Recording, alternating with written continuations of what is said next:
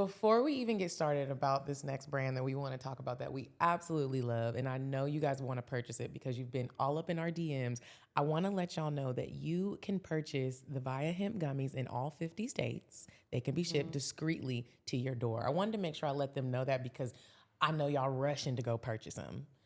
I love the high love. I do too. It just makes me feel so warm inside. And like sometimes when I'm doing my makeup, I like to eat one, like maybe 30 minutes before I'll take a shower. Then I'm like gonna do my makeup. I'm doing my hair. It just makes me feel like extremely feminine and sexy. And I just love the vibe it gives. And then it's like, okay, when I go on this date, I know I'm gonna be ready afterward if the date is good. But I love the high love. It's like aphrodisiac herbs mixed with THC, and so it's just gonna let you really let your guard down. I know sometimes that's hard for me, or I might have a lot on my mind, and it's like you want to be in the moment, you want to pull out your sexual energy, but you have all these blocks. High love is gonna get that right on up out of here. You might have a baby. No, I'm just playing. But I love it so much that I have found myself giving them away, like, because I want people to try it. So I'm like, no, just try it. And if you're nervous, it tells you the dosage to take on the back of each bottle. And if you're still nervous, you can nibble it throughout the day. I've done that too, where it's like, okay, maybe I don't want to eat the whole one. Just, put it in your pocket. I break mine in fours, to be totally honest. Microdose it, and you feel even better, honestly, because then the rush just hits you in little spurts, not all at once. I really love it. Via Hemp has so many amazing products. If you're not into THC, that's okay too, because all of their products don't have it. Some of them have CBD, CBN. Go to their website. It's viahemp.com. That's VIIAHEMP.com. And they have a list of all of their products. The line of gummies are great. The labels look great. If you forget, like Medinah said, if you forget what was on the website, you can look on the back of the labels and you'll be able to see exactly what it's going to do, what kind of vibe you're going to get, and like how potent it is, so you know if it's strong or not. And just remember to eat your gummies responsibly. They're available to be shipped to all 50 states. You do need to be 21 or older to get them, but if you use our code CockTales, CockTales, you'll get 15% off. So head on over to viahemp.com, use our code CockTales to get 15% off, and you're going to be floating and feeling real good. Yeah, check 1 2, check 1 2. Is this mic on? Is this mic on? Hey, listen, man, it's the one and only trendsetter DJ Sense, and you're listening to CockTales, dirty discussions with Kiki and Medinah Monroe. Yeah.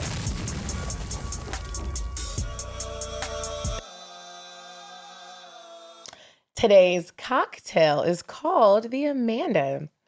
The ingredients you need to make the Amanda are some Tito's, a whole bottle if you're nasty, some club soda, Not the whole bottle. fresh lime, and some ice. So here's how you're going to make the Amanda. You're going to take your cup, put the ice in it, pour as much of the vodka as you can into the cup till it's almost leaking over, and then put a splash of soda and then a squeeze of 3 limes and drop the limes in it, and then stir it and sip the Amanda. And you're going to be drunk and ruining parties and going inside of places and not remembering where you went. Thank you.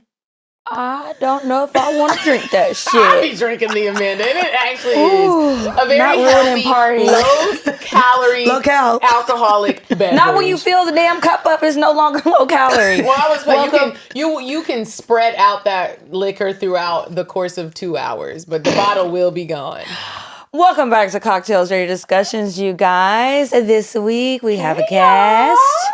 We have Mandii B. Hey y'all. Here. How you doing? What's going on? How y'all doing? I'm doing very well. Got y'all in New York. I love it. We're in New York City once again. And every time we come to New York, we're always trying to collaborate with somebody, some show. And of course, Mandii, you always make your way to the mix. Yeah, well, Not always on the pod, but definitely anytime y'all have a live show, I've made sure to pull on up. And I really do appreciate that. I do too. No, I'm not gonna hold think y'all. it's important to do that. No, also, can I tell y'all how much my homegirl hit me and was like, so I know you're a loyal friend and all, but bitch, stay home tonight. I know you got a little live show. It's a state of emergency. I said, if I have to swim there. There was a tsunami. Call it a It was a tornado, if you will. A hurricane. Yeah. What we do know is trains, the L train specifically, was shut the fuck down. I don't really care about The these one trains, was shut down, 'cause I and I didn't want to be on them. However, people were, Don't have cars here. Right. So how else are they making it to Times Square where and nobody Ubers lives? and Lyfts were canceling left Yeah. and right. I'm talking Not about showing up. It wasn't even a point where, like, you're just waiting for a ride and it doesn't even connect. You can't get a driver. And it's just like, people how? started DMing us, and at first I didn't realize what was going on outside in the world because I was inside getting my makeup done, and I was like, I didn't realize it's Totally raining, but I clueless. didn't know this was like the rats were drowning. No, actually, found out rats can swim. They actually love swimming. It's a Really? Really? That makes it's it fun for even- them. Ugh, Yeah, they I really think- enjoy swimming. What's crazy is too, With I the little legs. hit up Kiara before the live show and was like, so do you know it's a state of emergency and they've I told say- people to stay home? Yes, I and got get that off the alert on road? my Sonny phone. Hall. And I'm out at Sephora. Sony Running Hall around. didn't cancel their show. They said, no, you're going to risk your life to get here. And so with that being said, I do want to shout out everybody that Absolutely. came to support us because Thank y'all that is so a big much. deal. We Sony didn't think nobody Hall- was going to be there but Mandy Sony and Hall Thomas. was a Oh, big- I was about to say, I'm gonna laugh at every joke, y'all. Sony Hall was a big deal. It was a big accomplishment for us. And so it sucks that it happened the way that it happened. 'Cause a lot of y'all couldn't make it. But to the people that did make it, thank you so much. We appreciate it. And y'all some real ones, for real. Real ones. If And we I ain't had gonna the hold means you. to send everybody something free, we would. But we don't. So, So thank you. if you By going the to way, get these wait. jokes, this Oh, show wait. every week is free. I didn't get my butt plug. I got some out there. Okay, Yeah, I we'll love have that y'all plenty. just travel with butt Yeah. plugs. What's also crazy is I and I've been saying this too about our shows, but definitely y'all's show, because I got a number. Fine. Y'all had that whole table. I don't know if y'all, bitch. Girl, I bought was drinks flirt- with some bitches and all. Oh my God. The the bitches was out? The bitches. I was so nervous that I wasn't even paying attention. First off, not only were the bitches out, we all went and got hookah after, and I was like, oh, this is why Sony Hall didn't cancel, because they said New Yorkers still gonna be outside. They for still the gonna make a hookahs way. and the Yeah. drinks.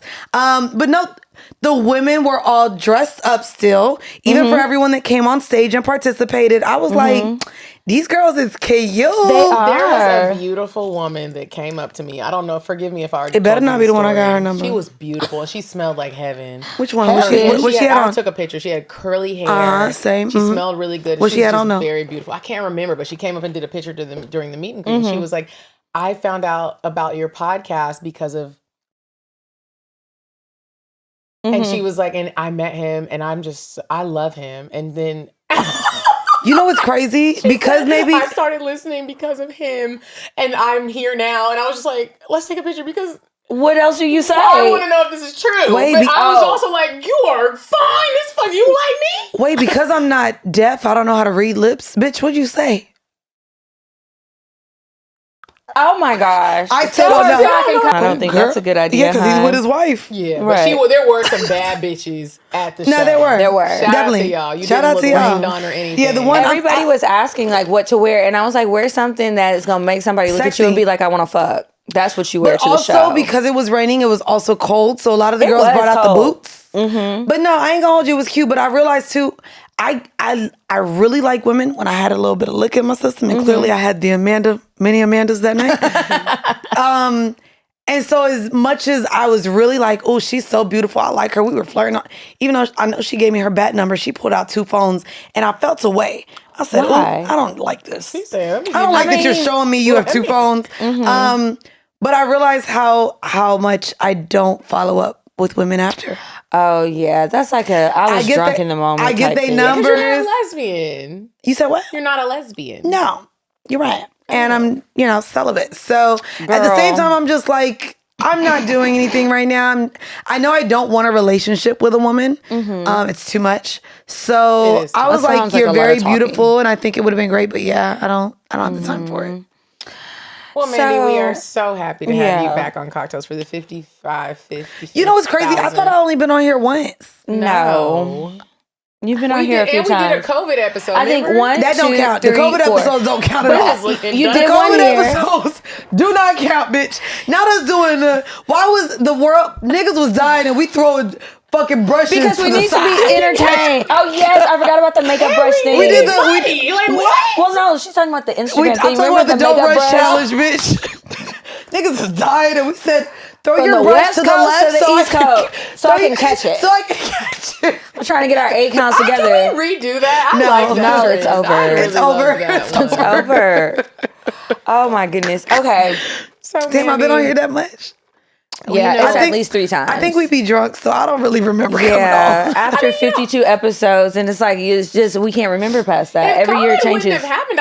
I don't know if we would have met and actually met as real people and been friends because that's It's how possible. we actually met. Because we did the reverse. It was for Patreon though, right? Yeah, for me and Patreon. Weezy did one, and then you guys did But one. I didn't know Mandii for real. I actually Yeah. was Yeah, but like- even after that, I feel like I come to Atlanta enough. I would have invited you out and checked you out, seen what you got. in Yeah. real You life. know what I mean? yeah. But it was way more little intimate because tester. it was just me and you on the screen. Like, hey, Yeah, hi. love your show. Hey, yeah. Then we started talking about booty holes and stuff, and then it was just like, oh, this is so great. Buddha holes, I don't know what those are. I'm celibate. Girl, bye. That So- was for 5 minutes. This episode might be boring because Mandii is celibate. Wow. Wait, I have first a off, boyfriend, and first Kiki- off, Wait a yeah, minute. Kiki about to lie to y'all niggas. So- Like what? Why would it be boring? Is that no? It's not gonna be boring because you We know just have in different phases of life. Yeah, and taking breaks. I mean, y'all are much older than me, but We're she did not call us some much old older hoes. than you. well, you know, as a Libra, I don't know Y'all when be this. lying. I don't know when this episode airs, but yeah, I'm about to approach my Jesus age of How old was 33. you? 32 or 33? 33. 33. Oh wait, was it 32? Bitch, I ain't a I think Christian. it was 33. 33, right? Do you think that Jesus had hoes? Oh, Jesus had all the hoes. Because here's how I look at it. I'm First like, off, if any he could leader turn- in history, Listen. you had to do some side shit. Like, No, not only that, he could turn water to wine. Bitch, y'all like the little Cabernet, the Pinot Grigio? Bitch, he was getting up in that pussy. Water to wine? Y'all need to cut it out. Why? why? You go to Jesus church? was not Need to getting in hear the pussy. truth about You don't think he was You getting don't know pussy? He was in Jesus. shape. No. He We was all fine talk to as Jesus. He was the color of olive oil. No, he was. Wait, he was Olive what? oil? Bitch, Where'd you get Jesus that had from? dreads, girl. Which one you And talking about? copper skin. What is He was going on? copper skin. This Where bitch did said she get olive oil? skin. He's not an alien. Olive oil is like green. greenish.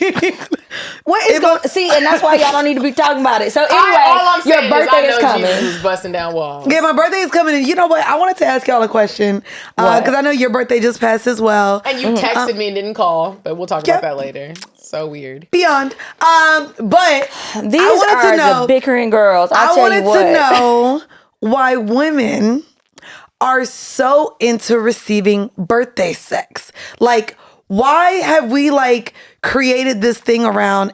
It's my birthday, I better get some dick. It's my birthday, I gotta get some sex. Like, I've never because- been like that. That's really? Yeah, no. Like, me and all my I friends- like to have sex all the I time. just want to get my makeup done and be pretty. She said all the time. All the time. It Doesn't matter if it's my birthday. But I think it's But there's this a is thing the about birthday sex. There is. And I think it's this. It's like I look at birthdays like everybody has their own personal holiday and it's your birthday. And Okay. that's the day where it's about you. So if you want to get fucked or you want to get gifts or you want to have a great dinner, whatever it is you want, I think it's just because that's your day. It's supposed to be all about you. And so if you want to get fucked and get fucked the way you like to be fucked, what's wrong with that? Even though I'm not the birthday sex type of person, because 9 times out of 10 I'm going to have sex, so I don't look at it like birthday sex. But here's what Okay. I would say about the people that are like, I need to have birthday sex. When you didn't have a partner though, did you still feel like somebody better give me some goddamn dick? I did On my birthday? but I knew that it was already gonna happen. But I feel like when 'Cause you you're a feel whore, like yeah. the demand for it, it's like Maybe you're not getting any. I think every woman on their birthday wants to feel like the baddest bitch in the world. And so if you're going to ain't shit nigga, come fuck me, please. I mean, that's what Yeah, for 5 minutes, what the can you ladies just are play the doing. fucking role That's of what I'm a saying. good I'm not an nigga? advocate for the birthday sex because then you might wake up. To me, birthday sex is comparable to COVID sex. There was so What is COVID sex? COVID when COVID hit. Niggas got chances that shouldn't have got chances. No, I don't know about that. Well, I do. And it's like, people She were done just made like, this I'm shit. lonely. Very I don't- personal. This is, a lot of sexual experiences happen that maybe shouldn't have happened. And so Out of I loneliness. think that out of loneliness. This or is you also wanna because feel COVID didn't away. exist in Atlanta, bitch. But it Yes, did. it did. Because Like, all for my a friends were short at my moment, house It did. for months, like 6 months. And you were running a sex ring. You would never do that. It was if not a COVID sex You ring did. because wouldn't have nobody was getting happened. paid. We was just all fucking over there. But it was a Even good worse. time. Yeah, but it wouldn't have happened It was if good COVID sex. wasn't going on. So it's like, I feel like the birthday sex is just like, that's the day where you're like, you can tell a nigga, it's my birthday. And so you might get the attention that you've been wanting. Oh, that sounds insecure. I don't do birthday sex. I'm going Oh, to like, have look at sex. her- look So at it's Kiki's like, face. I don't, to me, that's how I look at the birthday sex thing. I don't Okay. really know. So were you thinking about birthday sex? You want to break your celibacy for No, birthday it's crazy. sex? I don't. Oh. I will be fucking having dinner with my mom. Oh, that's nice. Yeah, Nothing like- wrong with No, that. No, Orlando. We have a show in Orlando on the 12th. So Okay. I'll be in Orlando with my family. And then literally I'm only thinking about like work the rest. Like I have work.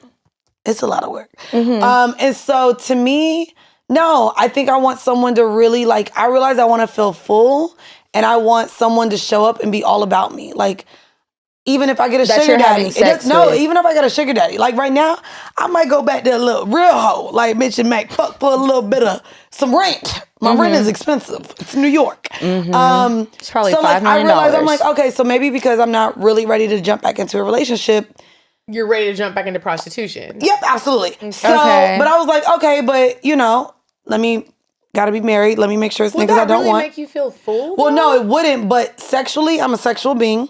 And I realized that until I get out of this mindset that I don't trust men, that I don't trust myself, it's easier to be in a transactional relationship.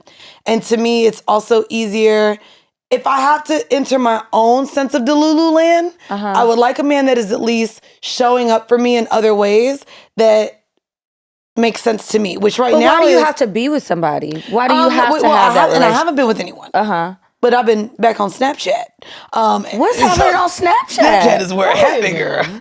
Yeah, Snapchat. how where do the you hoes meet at. people on No, I Snapchat, don't though? meet them there, but that's where we take the conversation. Communicate. First okay. off, I know a If lot of somebody says people. they want to take it to Snapchat, Well, you I knew about the conversation. I thought you were saying you were I'm not meeting people over on there. Snapchat. Oh, okay. But I like roll back into the Rolodex, literally, and go back to the black book and hey, how you and your fam doing? How's everything going?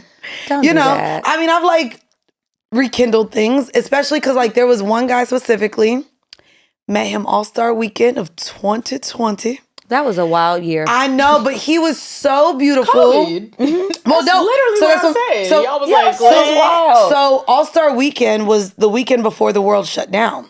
It was Valentine's Day weekend, so February like 14th. New York shut down February 17th. Oh, Or we didn't March shut down 17th, till or March. It was No, March, 'cause it was I was March. in Houston. It was I March. remember. That's right. It was March because we had to cancel our Atlanta show. It was March. So a month later, but I had met this guy All-Star Weekend. Beautiful, fine. Was my first Salt and Pepper King. I said, oh, I kind of like the, you know. So really enjoyed him. Ended up fucking him All-Star Weekend. And then we kept keeping up. Yeah. We gonna see each other soon. The fucking world shut down a month later. And we're in Destin. We turning stayed up. Well, we stayed in on the contact beach. during the pandemic, and then I felt like I ended up just cuffing a doppelganger of him. My ex. My ex. Not If the I show y'all doppelganger. side to sides of these niggas, I said, oh, because I couldn't have him. I think I just found someone that reminded me of him, and then ended up with that nigga for 3 years. Yeah. So, you know, but yeah, I'm not looking for birthday sex this year. No. Okay, well. No. Good. I hope that you stay on your celibacy journey. Me too. And don't go back to the transactional. Just continue to take your break. It'll She's be gonna go good. back to the transactional. Okay. You don't Well, know my life. I Did you just have had birthday hopes. For my birthday? Yeah. I did have birthday sex. Did you do anything special because it was your birthday? Like, did he eat whipped cream off your titties or? No, I don't really like shit like that. But so I went to Curacao. I went to Curacao for my birthday, and so on my actual birthday, I had sex with that guy. But the birthday sex that was different was on the beach with him. Ooh. Yeah, and that was a really Wait a good second. time. Okay. We can talk about that. So beach sex. Yeah. Only Sex is because getting in your I'm not gonna lie. That's the pussy thing. for days. It sounds romantic. And then I was like, we have to stop. Okay. Yeah. Really? And then the beaches there, they have like a lot of rocks at the thing. So like you need to wear water shoes. I thought that they were being dramatic. So we had the water shoes on and we were just in the ocean swimming around. It's getting late, but we've been drinking all day, just having a good time. And so then somehow I think he was like carrying me or something. We started fucking in the ocean. But then when we get back to where the rocks in the are, ocean, I like. when we get to the rock part to sit down. Were you drunk? Wait, what do you You mean? were like, I think he was carrying me. Was he carrying Well, you? no, he was carrying me, but I'm Okay. saying why I think the sex started is because when he was carrying me and I'm facing him, then I was like, okay, well, let's move these shorts to the side. I'm going to just slide my little swimsuit on over. But it was fun until we tried to sit down and then was like, this is a horrible idea. Let's go up to the room. Was this But a it was private good. beach? Or did No. y'all try to, y'all were doing There this? were other people there. You, It was dark. baby. It There's was like private. levels to sex on the beach. I'm There's like like- rich level sex on the beach. I'm There's like like- basic levels on the that's beach. all Well, my- you're having basic sex on the beach. Wait, there were people around though. There was a couple of people. It was A couple? nighttime Oh, at okay. the hotel that we were staying at the resort.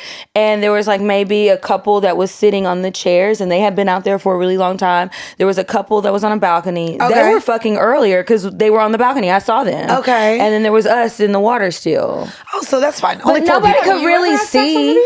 I did one time. And Was I it didn't rich sex on the mind. beach or?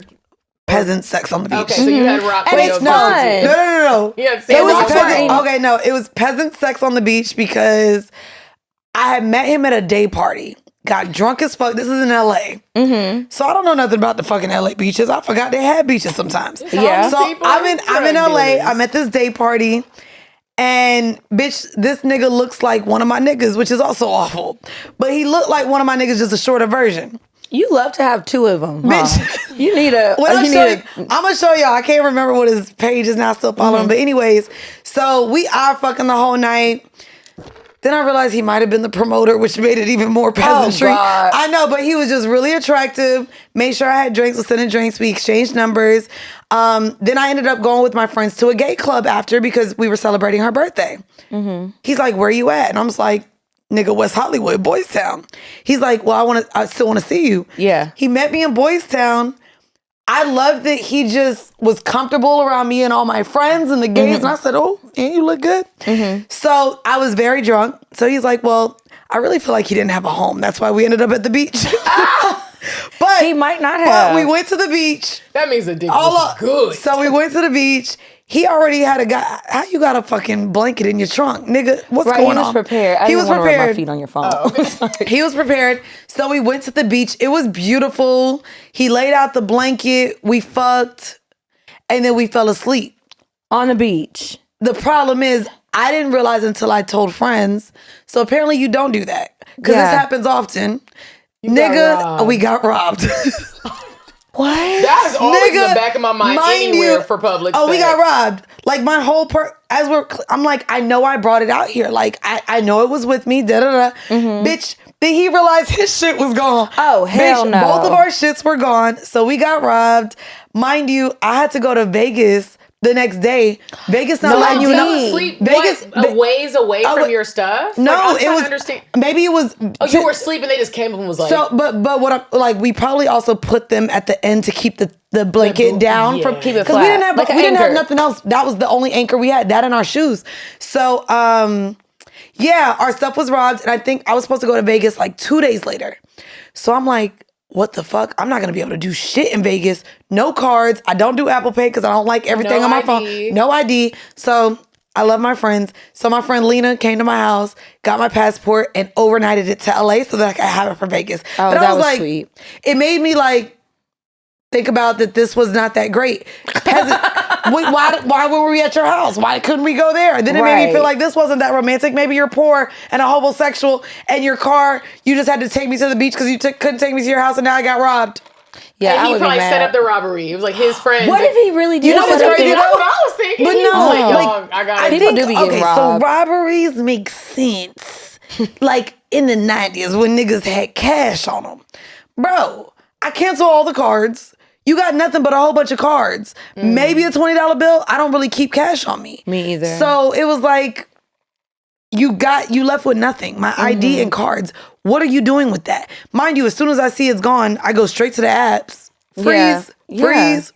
Right. You freeze everything. Yeah. So I don't even know why y'all niggas rob anymore. What do you rob? Atlanta, are They you were listening? hoping Well, you that had was something good that was in a it. late bitch. I know, but Atlanta need to listen too. Oh, they be robbing like that? Bitch. But it was sorry more. to Oh hear yeah, they that. stole your car one time, right? No, they didn't take my car, but they At the took- gas station, they didn't. At the gas station, they didn't take the car. I thought they would, but also I had the keys on me. But the man just showed me his gun. I was so mad, and they asked my phone number. What is? Wait, no. That is It was just a whole. How are you gonna try and holler at me, but you stealing from me? But you already? trying to You rob didn't even me. fuck me and let me fall asleep and let some shit happen. Missed the story. Like they were robbing me. I'm screaming. I'm like, I don't have my phone. I go inside. I'm like, can somebody please help? Oh, me? and a nigga Please, inside please. try to And I'm get like, your can number? Someone call the police. And the dude's like, hey, shawty, you look good. Can I get your number? I'm getting robbed. And you're not helping. They're going. They popped my trunk. They broke the window. I need help.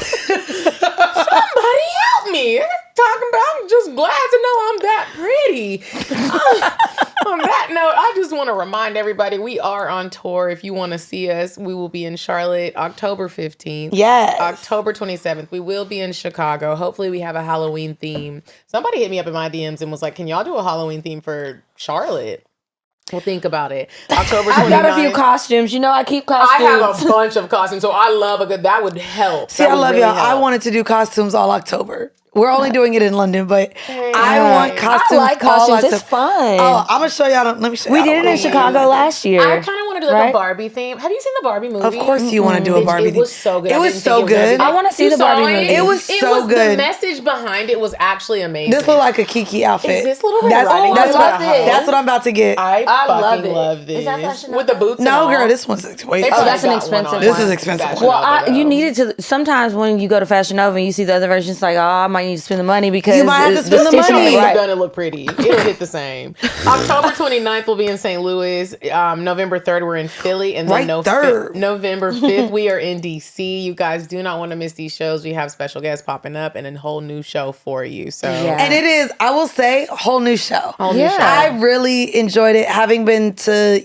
the New York show at Caroline's, and I went to the one at City Winery. Like, We hired some performers. We're not dancing this time. different shows. I really enjoyed it. Thank Thank you. you. And I'm Shout glad to you the ain't Sweet bring out Spot. Drake, because don't nobody want to see him. I do. That's my baby. Shout out to the Sweet You like Spot. him with the- real we quick. have teamed up with them to help us make the Oh, performances yeah. more grander. They and were professional. great. They were great. Shout out to the Sweet Spot. They were amazing. Yeah, they were right now, amazing. Rouge. I mean, her burlesque performance was amazing at the New York show.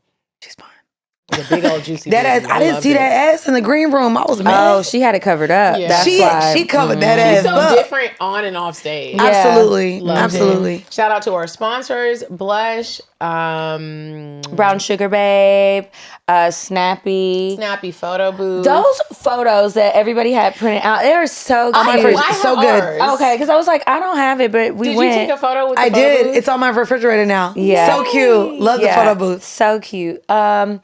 And audio guest book. Audio guest book. We appreciate all the sponsors. It's not too late to join. You won't get the full tour, but you can still join. On that note, we're gonna play a quick little game with Mandii. It's I like called games. I'm curious to know, and if it sounds familiar, it's because it is. We created this game. Because it is. Go to I'mCuriousToKnow.com to order our card game now. It has been selling out like hotcakes, and we appreciate y'all for purchasing it. So, Mandii, I'm curious to know, Are you? What don't you know? when is the last time you cried? Oh. Probably. Oh, bitch. What is it now? 2 weeks ago, I was stuck on the West Coast. I can't stand the West Coast. Why? I can't got stand robbed. the goddamn West Coast. No, it's just really far. I like waking up early, but to me, early is Eastern Standard Time. Right. And so, like, I'm waking up at 5 a.m. I'm hanging out with my friends, so I'm up late. And then, of course, I didn't come back to repack, so I had no clothes. So the idea of having to do a lot of things where literally you have to go and trust the H&M and Zara gonna have something, it stressed me out. Yeah. It just stressed me out. So there, Did you I would cry say- in the store? no, it was just like a moment, which is actually crazy. If we go back to the West Coast, that was the last time I cried, and I was like, "Ooh, I ain't ready." So there was a guy on the West Coast that I had been talking to for a long time. but not really at all in any way because I was in a relationship. So he saw that I had a show in his city and he was like, I'm going to pull up. So it's like, cool. So he pulled up, ended up being, we had a great time. And because I got stuck, I ended up staying with him or whatever. And the next day, I had a flight to LA. And we just were having a conversation. And Is you in the cry right now? No, but in the conversation, it was so we were like having a debate about something so simple. And I said something and he went to correct me. He's like, oh, no, you didn't ask a question. You made a statement. But he did something that I remember my ex used to do. And I immediately just burst into tears. And I said, I need to go to the airport. Like, I literally because I was like, oh, okay. I'm not even ready to deal with men in the capacity to talk to them because I'm literally being traumatized. And I was like, oh, this is what people mean when they say you need to heal before you get back into dating, because I was literally like, that conversation didn't yield me to burst into tears. But because I'm still triggered, I'm still triggered was he looking confused? Like, whoa. Oh yeah, he was. Mind you, hold on. Here go independent bitch. I'm gonna go to the airport, Bonnie. It's like 4 hours before my flight. I said, I'm gonna go to the airport now. I just can't. So I'm packing my shit. I'm putting my clothes on. And I'm like, he's like, oh, okay. Well, you need me to take me to the airport? I said, no, I got an Uber. Bitch, he lived in the boonies. Bitch, there was no Uber coming. So I'm sitting downstairs in his goddamn kitchen for about 15 minutes. An Uber never connected for 15 minutes at this point now. He probably was like, yeah, you need a ride. Mind you, he took my bags out his car because they was in his car from the night before. Girl. I had to go back and be like, can you take me to the airport? Actually, there's no Ubers available. There's no rides available. I said, I don't know where you live, nigga, but there ain't no Ubers around. I went to Lyft, nothing. I said, fuck, I gotta ask this nigga to take me to the airport. So I was like, I'll give you gas money. Nigga, but I need to go to the airport. And then we literally talked about me, What was I was still just crying. Oh, and you I were was still crying? I was crying the whole way to the airport. Oh my He's gosh. probably like, I hate bitch, when that all I happens. wanted was some pussy. And then I realized, and then I realized my period came on the next day. So I was like, So it was a double I whammy. love though when I realize I'm acting crazy, Bro. irrational, and I'm like, oh. well, okay, so that's the problem. The 2 times that I've been triggered after my breakup, this time was in this conversation that I was like, bitch, you shouldn't have been crying. I literally started my period the next day. And the other time I cried, bitch, I had so much shrooms in my system. So I was like, Shrooms will really have you in I was like, Never are these tried real it. I've emotions? never tried It's it. like, are these real emotions? Like, why are you But the crying? crazy thing is, yes, they are. They real are. Emotions. They're It's heightened just like, emotions. if you were in Control. you wouldn't have expressed it like that, but they are the real emotions. Like, I had a shrooms moment with somebody, but it was worth it. It was like, okay. At least I said I wasn't gonna ever say this ever in real life. So the period had me leaving a nigga house crying. The shrooms had me leaving a sex club crying. Oh my God. You gonna be crying if you do This this. nigga yeah, did some shrooms with me one time. Well, I didn't do the shrooms, but he was just with me, and he was everything on was shrooms. great.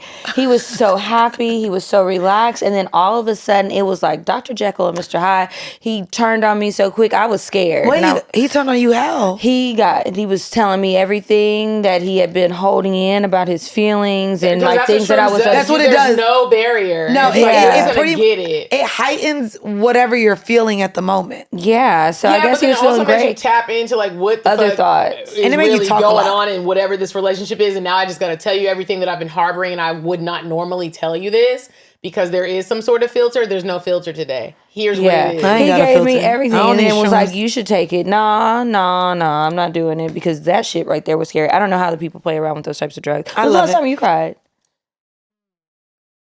The last time I had to think about this, I was in Bali, Mm-hmm.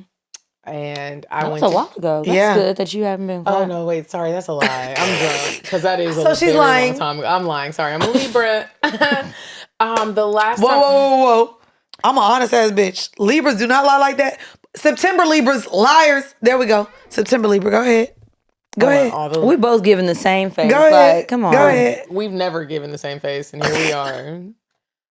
Okay. Wow. We're waiting for your last story. time Yep. I cried, dang it, because it was in Bali, actually. That was just the most prominent, because it don't take a lot for me to cry. I could be hungry and there's no food around, and I'm going to cry because feel you on where's that. the food? I'm hungry. Stressful. The last time I cried, the day before my birthday. I'm not gonna lie. I cried the day before my birthday. This was a weird birthday for me. I talked about it on some previous episodes, and everybody around me is just going through a lot, and sometimes you want to help, and there's no way for you to really help, and sometimes you have to take yourself. I feel like I've been going through like a season of like I have to kind of retreat to myself. And I know that it has affected other people. And I just started crying. And I was just like, I don't want anybody to be upset with me. I don't want anybody to feel like you did something to me. It's just like, I'm going through a season of like, I have to just be with me. And it's not always easy when you go through stuff like that. It's like, it's just like a weird phase. And I cried because I was like, I'm losing friends. I'm having issues. And it's just like, it's not y'all. It really is me. And I was just alone crying. That probably was maybe like when was my birthday? 2 weeks ago? A week ago. So it was probably last like week. a week and a half ago. was last wasn't week. on my actual birthday. It was like just leading up to my birthday. So, yeah. Okay, my question is, what is the most thoughtful gift you have ever given someone? Oh, given.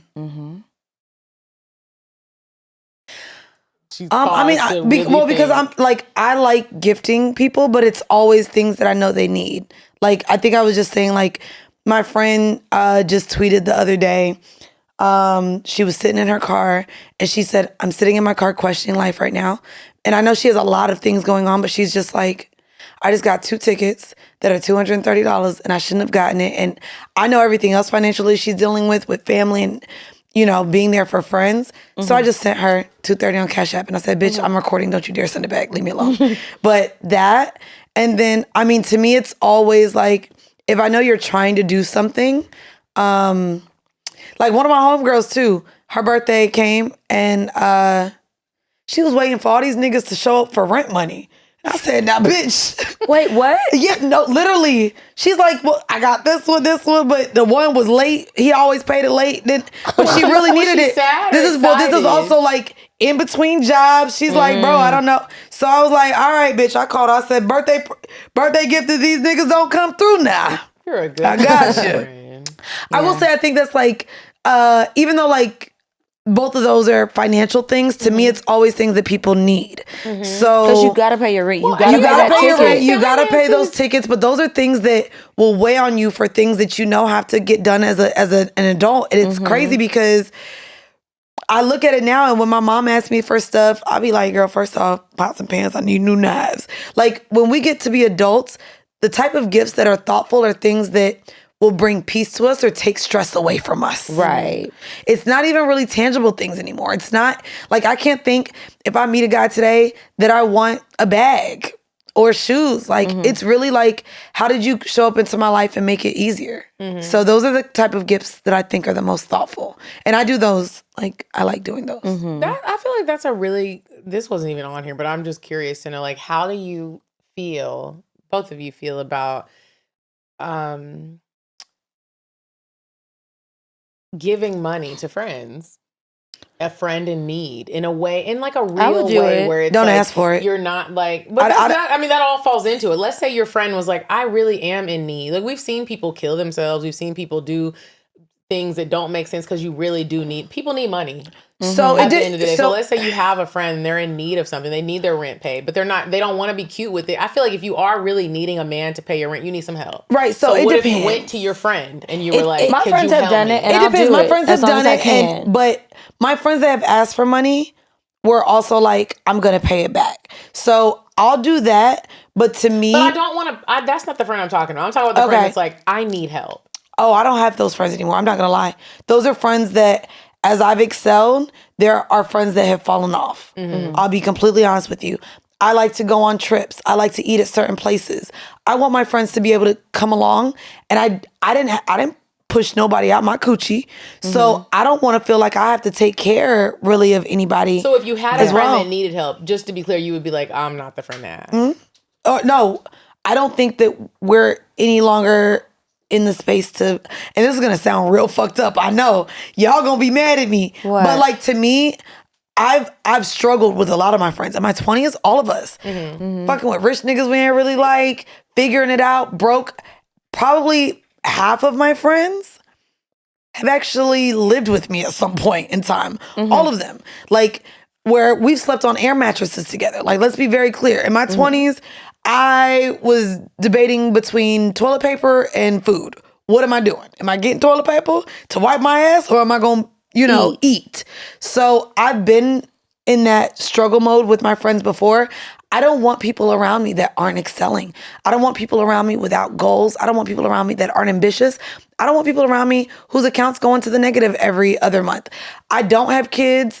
I don't have those lifestyles. So even to be fair, those friends have, when lifestyles change, period, right? But you lose life friends. changes, period. Right. You don't know what's going to happen. Right. Let's say And something so happens and you get in a very bad accident. No, you can't keep doing what you're doing. So your friend is like, dang, I can't ask you What's for crazy nothing is because- that's the same fucking scenario we use when we talk about dating niggas that can only afford a light bill, right? How is it the same scenario? Because the conversation is, well, what if he worked on Wall Street and then got laid off not talking and now about has niggas. nothing? I'm talking about friends. But that's what I'm saying. And But life does actually happen. There are people that find themselves in situations life does happen that they wouldn't maybe Right. find themselves in. So then it makes me wonder, like, what's the core of the friendship? Well, that is life. So of course, like I have a friend whose mom OD'd, and she was like, I have to pay for this rehabilitation center to save my mother, and I thought this money was gonna go somewhere else, and I said, whatever you need, I'm here.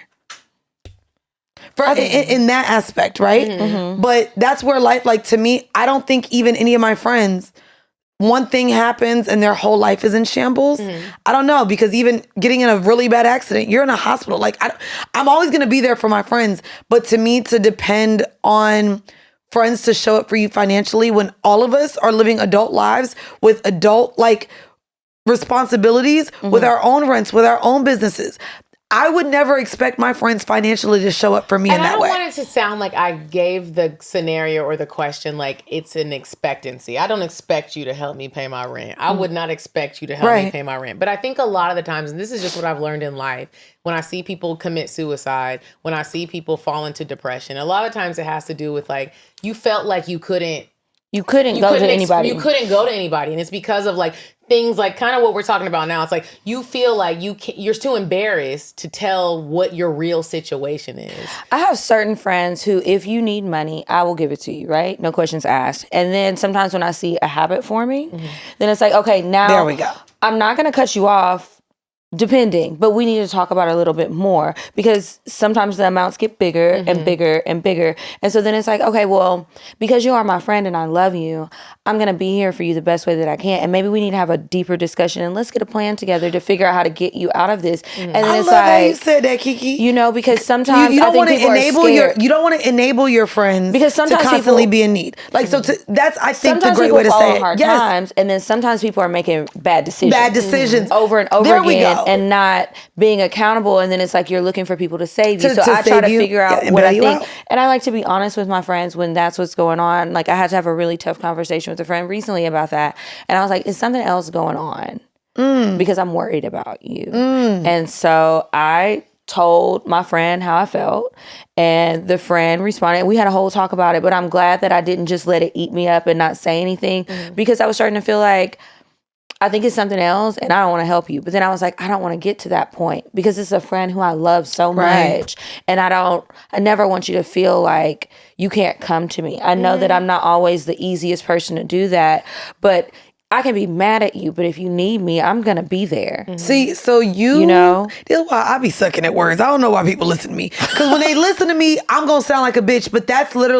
That's what you meant? That was the sentiment. That was not No, what no, you no, said. no, it was. Can you pass me the tequila? I would like to be a little lit too. No, to me, that was my What I sentiment. meant. That was no, not to what me, you to said. me, You if said, you're I don't want to be around people no, that would need help. But for that, if you are making poor life decisions And you now are, every month, you can't pay your rent. Every month, your account is in the negative. It has to be about the decisions that you're making. And why are you making this in your 30s? Like, in your 20s, like, pour. that was a heavy pour, bitch. Y'all think so? Here you go. Proper one? Oh, look, I don't know. you What do are want? one drink ahead of all of us, Medinah. Yeah, I haven't had a refill. Mine is full of soda. Is that good? So Thank you. to be fair, that's what I was saying, right? In my 20s, a lot of my friends, you got a very little left. Sorry, okay. In my 20s, a lot of my friends, it was I would say excusable, right? We're in our 20s. We're all figuring this shit out. None of us have gotten our degrees yet, or we work in nightlife, and we're all figuring this out. We're all still looking for love, right? Yeah. I'm 32. I am the youngest of all of my friends. It's fine. Stop calling us old. I'm not calling you old. Okay, wait. I'm not calling you old, but all of my friends Are older. Are between the ages of 35 and 40. But I'm gonna be honest, because I have to disagree. 34 and 40. Okay. Hard. But anyway, here's where I have to disagree with you though, because I used to feel like that. Like at a certain age, you're supposed to be doing certain things, and life went on, and it's like, okay, I realized I'm crying because I thought I was gonna be somewhere at 32 that I'm not, and it's whooping my ass, right? And I'm feeling bad, and then it's like you have all these pressures because people tell you, they give you this timeline about your life and where it's supposed to be. So I have learned through my own fuck ups, like I've got to give people more grace with the timeline. It's really just about what are you doing on a day to day. Maybe you thought that this was going to be your career path, and you decide later in life in your 30s somewhere that you need to pivot, and you're going through these rough patches. But for me, the bigger thing is not where you are at an age, but what are you trying to do to get out of these situations when you're in the fucked up shit? You know, but because are you are doing things to like get through them, because even like applying it to like podcasting, I feel like I'm about to get real vulnerable right now. Oh. And I'm not gonna cry, even though I could, because I don't have no Let me lashes take on. this But goddamn I feel tequila away from you, bitch. Because I feel like a lot of the times just being vulnerable with our listeners, like us doing a podcast and us doing everything that we can to make sure that we make it to the top of podcasting. And to us, we haven't made it there yet. And we watch all of these other people who are also our friends surpass us. Sometimes that gets challenging at times. And so it's like, sometimes you might get into like a mode of like, dang, I'm not hitting these milestones that like people are saying you should be meeting. We've been doing CockTales for so long, and you're trying to like keep going. It doesn't have anything to do with like money or anything, but it does have to do with just like the way you might feel about what's going on in your life. It can cause because it's not like a down. It's not like a I don't want to say depression, because that's a very strong word, but sometimes when you're comparing yourself, whether it be to an age of where you should have accomplished something, or to just like your life, like where after you're so at, many years. and you, even though people say you're not supposed to compare yourself, naturally you do. You're like, why are we not hitting these things? And it can hit you in a way that you didn't expect. So you can say things like, well, you know, when you reach this, you're supposed to do this. But if you don't reach it, okay, how am I supposed to feel? If I can't reach out to you because you're going to feel some type of way because I reach out to you about this, and it's just this weird, I never thought I would be here in my life. And it's like, I feel like how you said you give grace to like the milestones that people reach at ages. I give grace to like the milestones that people maybe thought you would have been at and you didn't make it. You know, it's this weird ball of emotions that I currently am in, where it's like, I thought we would be further with CockTales. We've never publicly said this, and you're not even saying it. I am, but it's like we watch people around us grow and grow and grow, and it's like, what am I doing wrong? So this is actually, and I'm only gonna bring this up because I see a lot of people talking about this white girl, mediocre whiteness, right? Bobby Altoff or whatever, who's sitting down with Everybody. She was just, mind you, the most jealous I've ever been with her is she went to the strip club with Sukihana. I just saw that this morning. You never even like. No, she did. Well, no, she had a TikTok thing, right? Yeah. But what I realized is I was like, content creator, can't even imagine. I don't think the comparison of where you're at, like, I don't like the comparing or contrasting. Like, to me, I don't like it either. To me, in this space, it's setting goals for yourself, right? Mm-hmm. So to me, you guys done sold out a fucking show on a Wednesday night in New York City. Y'all just did Sony Hall. Mind you, we did Sony Hall. Joe Budden did Sony Hall. Rory Amal did Sony Hall.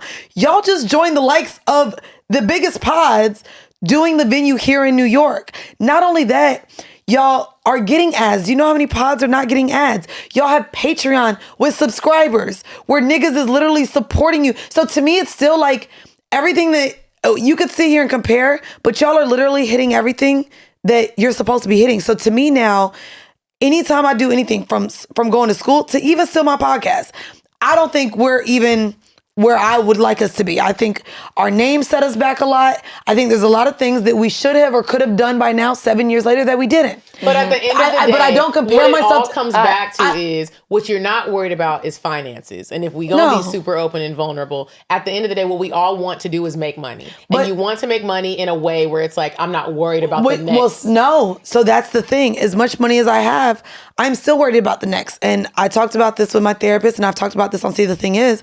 There's a real thing of poverty PTSD. Mm-hmm. So yes, I'm building my 401k. I got a savings and things like that.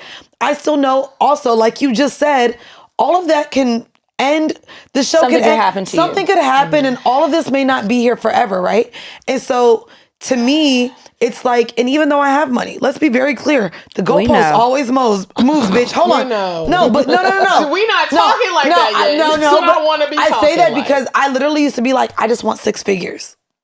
When you get it, the shit moves. Also, when you get it, you owe more taxes. So, bitch, everything is different. More expensive and it's different. More but money, more that's problems. the thing. To me, it's more about you need to stop looking at all of the outside and all the outside noise. What do you want out of CockTales? What do you want professionally, personally, relationship-wise, and emotionally? If you're saying you've been spending all this time with yourself, how do you want to improve with how you've been as a person? How you show up for others? This time by yourself. How do you want people to show up for you? What are you doing during this time to come back when you decide to invite people back into your life to be a better person? Mm-hmm. So you have to set those goals. You can't be sitting here looking at the noise of what everybody else is doing around you. And I think that I had to learn this a long time ago because I totally understand how you feel. Mm-hmm. I do. But I just had to change my perspective because I would stay in such a sad place, really, because there's stuff that happens all the time. If I was constantly comparing myself to the others instead of just trying to make sure, okay, I need to set my own personal goals because it's my life. We're not on the same page. And then people can tell you things, and not that it's not true, but they're also not going to broadcast the pitfalls and the mistakes and the bad decisions and stuff like that. So you have to remember, hey, all of this looks really great and it's really pretty, but that's because it's for Instagram. And I get it. Or because I know I don't always like to share the bad things. I don't want to harp on it sometimes. Same. And that's something that I have to, when I do choose to share it with somebody, I'm very sensitive to that. So like a lot of things I'll share or I won't talk about because it's bad, it's negative. I don't like it. I don't want it thrown back in my face. I don't want to harp on it. So instead of comparing myself to other people, I have to remember, okay, well, this is my own life. Mm-hmm. And I saw something. I love when you find a little quote and it just sticks with you forever. Comparison is the thief of joy. If I'm constantly comparing myself, I won't be happy. Mm-hmm. And then it's like, okay, I can sit in a classroom. Bitch, I'm about to take that shit on my motherfucking ribs. Okay.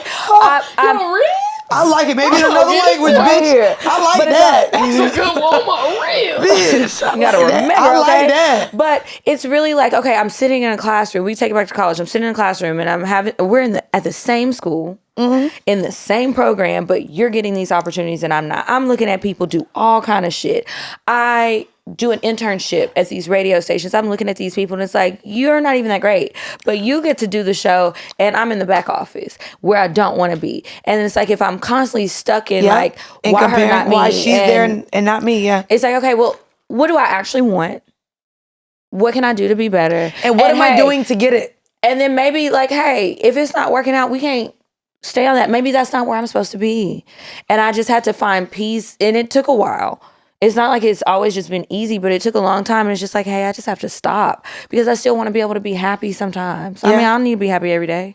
But I would like to be. And it's like, if I just stay there, that's sad. Yeah. I don't want to be there because I've been there. Yeah. And it's not a good feeling. And I don't think that you don't show up for other people well either when you're stuck in that. I agree. But it's a phase, and hopefully anybody else, because I'm sure lots of y'all may feel like that. That's why I think the conversation is important, and that is why I feel like I agree. I brought it up because It's is like, important. Well, I hope It you start is. setting You're goals right. and get out It's of like comparison you is the get- thief of joy. Bitch, look, that shit is in my notepad. Bitch, Yeah, I'm it getting- really is. Think comparison about a it. thief of joy, but also in that same sentence, I would add comma. Sometimes people still.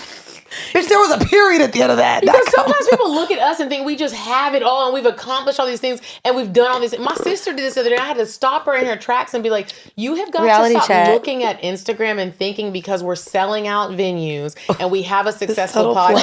podcast." And then I Right. personally have. Humble flex. I mean, I'm just Just saying. because we're selling, bro, the way other podcasters, or if anyone is listening that has another small podcast and they hear your fucking tears, even though we're selling out venues, and even though we have these ads and these sponsors. Now she tried to act like she was Kim crying about her earrings in the ocean. But I'm not, giving and I'm going to continue saying what I was going to say because I think this is very important. This is how people who maybe are in high places or are making the money or who have the friendships or have the connections, you feel like you can't open up to nobody because everybody's like, why are you sad? Like, why are you depressed? Like people feel like because you're it's doing like- better than what they think that you that don't you have don't room. have no issues. But And I it's think like, that you I have. really need you to stop saying this. I need you to stop telling everybody's like, and you made all this. No, I need you to stop. Everybody has different things that you're trying to accomplish or different feelings that you're trying to feel. And they Right. are important. You're looking at money or you're looking at an Instagram like. You don't know what people are going through. And I just very want true. everybody to give everybody grace because then you can have open communication and conversations about things that you maybe didn't think you needed to have them about. Because this is how you have like, I'm not trying to take it to a dark place or a low place, but just so people understand how I feel about it. When Twitch killed himself, everybody was like, he was so happy. He had a great That's job. what he put out. He did all these. But you don't know what people are going through and you don't know what your friend might need and you don't know what somebody might need to talk about. And it's very important to be sensitive to those things. Wow. That's really... This is incredible to hear because you were the complete opposite to me a month and a half ago. Well, no, I think that everybody looks at me specifically like, Medinah's so happy and you look so pretty and you be doing these things. You're so happy. You don't know what people are going through. So stop saying stuff like that to people because you might have turned them away from maybe an opening, a moment where they wanted to open up and you're like, you think I'm perfect. Bitch, I got a lot of shit going on that ain't. That's very the opposite of what you might think. Stop. It Do you grant that grace to other people though? I absolutely grant that grace to other people, almost to the point where it's like a fault. It's like I try my best to be so understanding of like what somebody could be going through to where like it could almost make me look like a weak bitch. Interesting. I will let you. Interesting whatever because you might- okay, well, no, because I think that makes you look kind. wait, Kiki. It doesn't. Because if we're though. going When there, you just look at like the world that we're in, the society that we have, where it's like a world of like, even when we just had Jared on last week, really it was a few hours ago, but we were talking about like when people don't want to talk about their dating experiences in an honest way because you don't want your friends to judge you. I can't tell you how. Maybe even if it's on the other spectrum, my man's not doing me dirty. I'm not sleeping with married men. I'm happy. The people want to hear what they think is conversational worthy. Like it's like you don't but want I'm this saying- is not like a good topic to No, talk but about. I'm saying at if brunch. you're giving people grace, I think that makes you kind, not weak. It makes me kind, but it does make you weak in a world of like people that don't look at that. They're like, what are you? I'm gonna. Well, I wasn't talking about the other. I'm just saying to you, I think that makes you kind, and I don't think you should not do that because that's nice, and there's nothing wrong with that. That's not weak, Yeah, it's Medinah. nice unless you do it with the wrong group of people, and that's the point that I'm. That's all I'm saying. It's like you're trying to be kind, but it's like y'all not giving me that same grace. you didn't grant me grace. When, man? Literally last month when you were here, when I was trying to vent to you about my business dealings, it was like, girl, you're selling out these big venues. What you got to complain about? You literally made me feel like I didn't have a floor or a space to complain I don't even know about what anything you're that I'm talking doing. about. Were we drunk? After the sweet spot, and this was a place So where we were drunk. No, but my friends had to take you aside because I was really trying to open up to you about what's been going on with me because we hadn't spoken. Not only the breakup, I said, okay, no more about the breakup. We'll talk about podcasting. And you literally compared my show to CockTales and said that I shouldn't be complaining about anything. You literally made me feel like I couldn't sit here and just vent to my friend about what I was going through with the tour and what was happening with the announcements, the posts, what wasn't happening. And you literally did not grant me everything. Like that to like a situation. And y'all can where, edit this out. I'm not gonna lie, just hearing you go on that whole rant, you literally made me feel like, I was like, wow, the person that I thought would understand how I feel is shutting me down about talking about completely something else. We weren't talking about relationships. We weren't talking about love. I said, cool, we're out. I knew y'all were working with the sweet spot. So I start talking about touring because y'all weren't even on tour yet. And when I'm talking about some of the things that were actually bothering me about my tour, you were like, but look at your venues. You're selling out shows. What do you have to complain about? You're making money. We wish we were doing what y'all are doing. And you literally invalidated my feelings. And I think that's a great point to bring up, and we don't have to delete this because it is an honest conversation. We've had several moments where I feel how you feel right now about that situation, and we didn't even talk about it. So I feel like there's a lack of communication. There have been so many instances where it's like, you call me and the only thing you're doing is complaining. Okay. And you don't want to tell your friend that, because I do want to hear what you're talking about. I do want you to be able to feel comfortable enough. Complaining is different from venting with a part. But the way it's like you never asked. But how I let you talk, the complaints I bring to Kiki or you or a Carla. But do you see how you didn't let me finish talking? No, I get that. We've had a lot of moments. I don't get to do that with Crystal. On. I don't get to do that with Crystal. So if I'm talking to my friend in this, if I'm talking, she knows nothing about podcasting.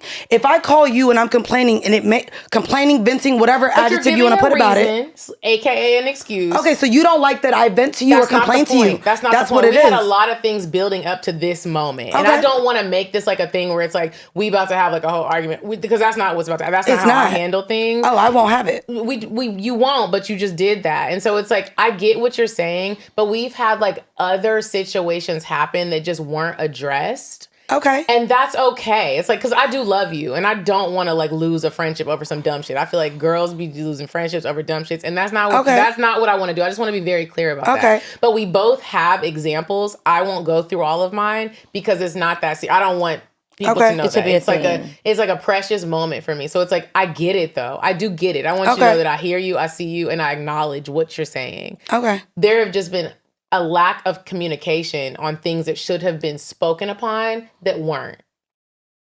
So then we get to a point like this. And so I just wanted to make sure I said that, because I don't want to have a conversation about our friendship on the show. Well, I love that I communicate with my friends, and if they're dumping on me, I tell them I don't want to be dumped on. I think that that's very important in friendships, relationships, period. Mm-hmm. If I feel like you're my safe space to go to, and I want to dump on you in that moment, especially when I feel like I can actually get professional feedback from someone who's in the same position or can relate to me, you saying you felt dumped on and I just called and complained. No, I just want to say to me, that is what was said, and that's how I received it. I would have loved to know that you're not the friend to dump on. I have friends, and I have told my friends, girl, I don't want to hear about that nigga no more. I love you to death. Do not call me about this man, especially because I know you're still going to be with him. You're still going to go back. You're still... But I feel like when you say stuff like that, that doesn't make the person feel good. Like they can talk. Now it's like, I can't even... Because you can set your boundaries. I'll be fine. But that's the thing. Now we're being dramatic. Well, no, to me it's not dramatic. I'm not going to lie. Whether it doesn't make you feel good or not, a lot of us have multiple friends. I'm not the friend who, after I give you advice, after I show up, after you crash my Valentine's Day, this is another friend. You're complaining to me about how this person is showing up to you, yet you're still with him. And now we're constantly hearing about it. So everyone knows. Yeah, I've had Mandy, just to make it personal for you and I, it's like, first of all, I feel like even sometimes I feel like we've had moments where it's like, I am a very sensitive person, whether it looks like I'm happy or whether it looks like most times it's gonna look like I'm happy. That's just the case. But it's like, I am a very sensitive person. Mm-hmm. And a lot of the things I can take, I can be like, I can be the friend that you dump on. But it doesn't make you feel good. That's not fair. That's not the point. The point, and it doesn't have to be cut out, but just to like make it make sense, it's like with the thing with me and Lieutenant Bay. Okay. Obviously, that's a sensitive situation. Okay. You knew everything that happened with that situation. Yes. That nigga is still in my relationship. And it's like, you sent a picture of you and him to me when it's like, I'm going through like this horrible situation with him. Like, it wasn't good. It wasn't healthy. It wasn't okay. I wasn't made aware of that by him or you. But the point that I'm making is like, just you have been in that. You've been in our relationship. You know, kind of like what was going on. Just let me finish. It's almost like with you and your recent breakup. If he came to Atlanta and I happen to see him somewhere and I take a picture and I send it to you, it would put you into a place of like, bitch, you know that I'm ending this. I'm ending it. And you knew how serious it was for me. And so that was like a big like pivoting point in the relationship where it was like, So you really don't get me. Lumi. This is so embarrassing. I was recently in the jungle, in the middle of the jungle in Tulum, and while it was beautiful, bitch, I was stanky. There were several days where I was like working, having to like walk from like one side of the beach back to my hotel to grab merch, and it just like I was getting pools of sweat to the point where when I sat down, I'm greeting attendees who are coming to this event, and I'm hugging them, and I get when you get a whiff of like yourself, and you're like, woo, is that me? Kiki.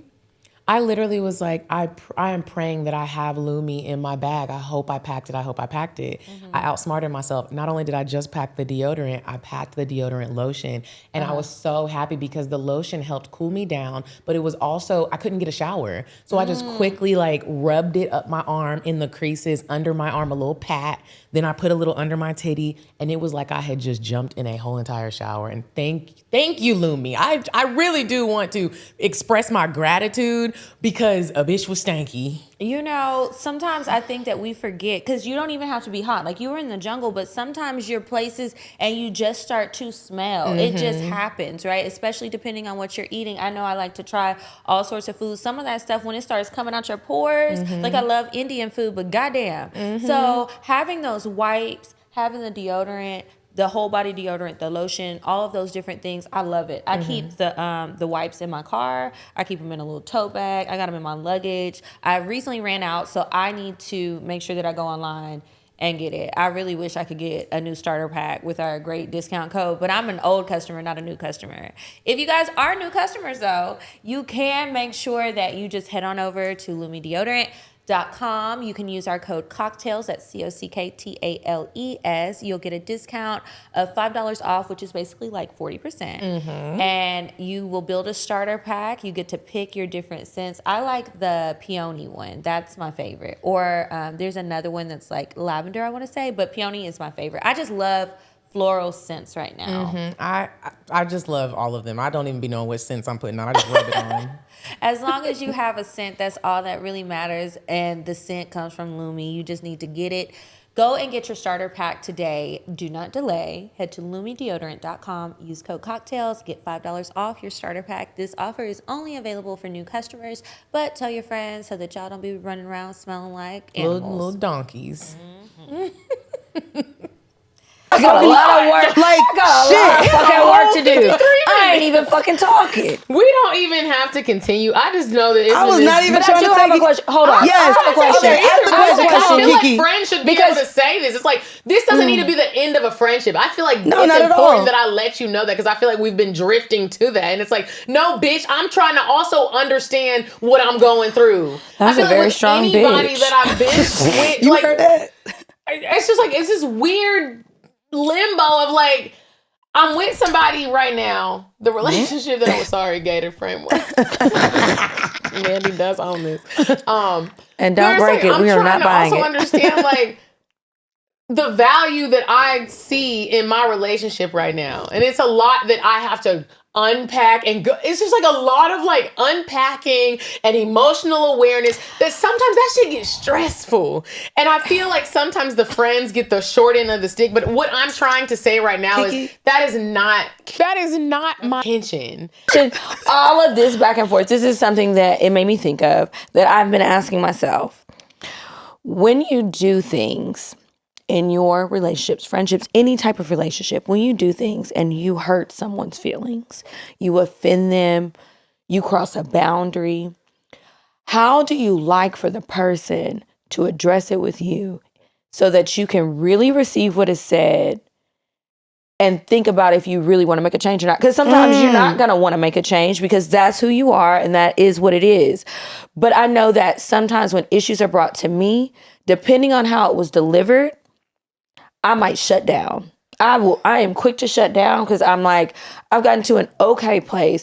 I have to protect my peace. And if I find myself having to shut down with you too much, it's fine. It doesn't have to be like a big issue, but I know that I'm not opening up. I'm not doing that. So it's like, what do y'all like when a friend is like, okay, you did hurt my feelings or you did do this? Do you like it in the moment? Do you need to calm down? Can you handle it when people are still emotions are running high. I'm not gonna lie. And you're a guest, so I should have let you answer first. No, you but I'm can gonna answer. first. I ain't really have a an guest. answer ready. This is like one of those houses where it's like, bitch, get your own drink. You be coming here like, I'm not a guest, the name of really. the episode. I'm not. Get your You've own been here drink. before. You are Go not to a the guest no more. refrigerator. Real. It's like, I personally feel like I like people. Like, even when people are getting on my nerves. So I am always trying to be like, dang, okay, if you feel like you needed to address this now because it can't wait, I understand moments like that. I understand moments. But what do you where, like? what I would like is not giving like a time frame, but I would just like for you to make sure that you do think about like my feelings in this. If you're someone that like we're friends or we know each other or we do something intimate together, like I would just like for you to take a moment, take a deep breath. That doesn't have to be a week's worth of breath. It could be like in the moment, but take a breath and maybe let's say we have If it's in the moment and you're still high on emotions, maybe you go to the bathroom and you take a deep breath and you talk to yourself in the mirror and you're like, this is something that I learned recently in therapy. The person, if you care about the person, I'm in therapy with my boyfriend. I love him. He loves me and we want to try to be healthy. And there's a lot of moving pieces in this because it's a lot. But the one thing that she said is, it wasn't even my therapist. My bad, I'm lying. This was my yoga instructor. Shout out to Ayana. Not the yoga. Tasha got them mixed She up. said, we went to a dinner party and she was like, I think that people in relationships need to realize, again, if you really care about somebody, this isn't somebody that you just need them to help you financially. This is somebody you really care about. Do you think that the person you chose to be in your life that you really care about and you maybe want to marry and have kids with, do you think that they have your worst interest at heart?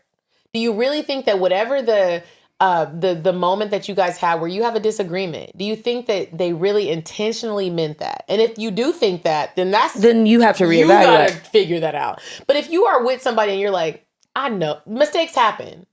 Last week you said something. I didn't think that was okay. And I didn't think it was nice and it was uncomfortable to talk about. Mm-hmm. You said that was not your intention. Mm-hmm. So then it's on me to be like, do I think that was really Kiki's intention? Or do I think she really is apologetic and she didn't mean what she said that hurt my feelings, even though she knew what I had been going through? That's on me to figure that out. It's not, do you think the person that you love and are confiding in would really be doing this on purpose to make you mad? Or yeah, to hurt and you? I think with that too, you told me about one specific situation. I didn't realize it was bigger than that. December 9th, Kiki and I are headed to Negril, Jamaica, y'all. And quite frankly, I am ecstatic about it. I'm really excited. I've never been to Jamaica. Oh, you haven't? I've never been to Jamaica, so this will be my first trip to Jamaica. I've never been to a resort like Hedonism II. Mm-hmm. I've never done anything like this, so I'm really, really looking forward to it. Plus, it's like, if nothing else, I can escape the cold. Yeah, like we're about to be buns out in the sun, literally buns in the sun, because they have a nude area at Hedo. Yeah. They, meaning the Worst Behavior Tour. We have teamed up with the Worst Behavior Tour and we are attending their hedonism trip, y'all. This is about to be so much fun. If you don't know what Hedo is, how would you describe it? It's an adults only lifestyle resort is how I would describe it. And it's good for vanilla people and it's good for people who are into all sorts of different things. So this is a winter blackout. I know a lot of times we talk about sex clubs. We've briefly talked about resorts like this. And I know that a lot of us wonder, are we going to see people that look like us or not? Mm-hmm. And because it's winter blackout, it will definitely be a lot of Black and brown people. Mm-hmm. You want to see it. I mean, we're going to be there. We will be there. Again, y'all, this isn't something where we're just promoting it. We'll be there. Because at first I was like, I don't know if I want to tell everybody that we're going to be there, but whatever. We're going to be outside. Let's go. Let's have a good time. I'm excited. A few people have already hit me up and told me that they will be there. So I'm excited to see you guys. I'm excited to have fun. Mm-hmm. They do have different theme nights there, and they're going to have like some different activities. If you go to worstbehaviortour.com, you can see everything that they have planned. We'll be there. We're going to have fun. Mm-hmm. We're going to record a bonus episode while we're there. So I'm excited. I'm excited too. I'm slightly nervous. So if you're listening to this ad and you're also like, dang, I want to go, but I'm nervous, just know I'm right there with you. You can come. And this is, just to be clear, this is not something where you have to come and feel like you have to have sex or feel like you have to be nude. You can come come and just be a voyeur and just watch. Like you, And that's always fun because there might be an exhibitionist. right? And Like the food myself. is good. The drinks are included. This is an all-inclusive resort. Oh yeah, that's an important thing Mm-hmm. to note. So everything's taken care of. You get your own flight, but you got airport transportation to and from the resort. You're gonna get to stay at this wonderful place. We got to meet some people who have been on previous trips with Worst Behavior Tour, and they just could not shut up about it. They had an amazing time. So y'all need to go ahead and book. Let them know when you're booking that you found out about the trip from us. And we'll see y'all December 9th through the 14th. Yes, worstbehaviortour.com. The link is in the description box below. How do you Everybody like has to their receive it? And that's what I'm curious about. And I want to know you too. Like when you do stuff and people need to tell you about yourself, what is the best time and place to do that for you to really receive it? I've realized that if I don't speak about it, resentment builds, and then I be off people. No, not you speaking about it. I'm talking about you receiving this information. Receiving it, tell me. You want to know Let's figure it out. And if we both got attitudes and we scream at it and have to come back to it later, we will. But to me, I don't like to be iced out. I don't like to not be communicated to. I don't like for people to just go ghost. And now you got to come back when you feel like, oh, now I can tell you what's been going on with my life. But then now, and in the most selfish of ways, absolutely, I needed you over these last whatever amount of time, whether you're a friend, a romantic partner, or even in business, I feel like things could have went differently had we addressed this months ago, right? And so to me, once I feel like, oh, okay, so it's fuck my feelings, it's fuck what's going on in my life because you got whatever you got going on. Our friendship is not as solid as I thought it was. Our work relationship and our communication is not as solid as I thought it was. Do you say that to them when they do come to you? Well, no, whenever we have the chance to speak. Yeah, I don't like this. This don't work for me. So do you think that you're selfish?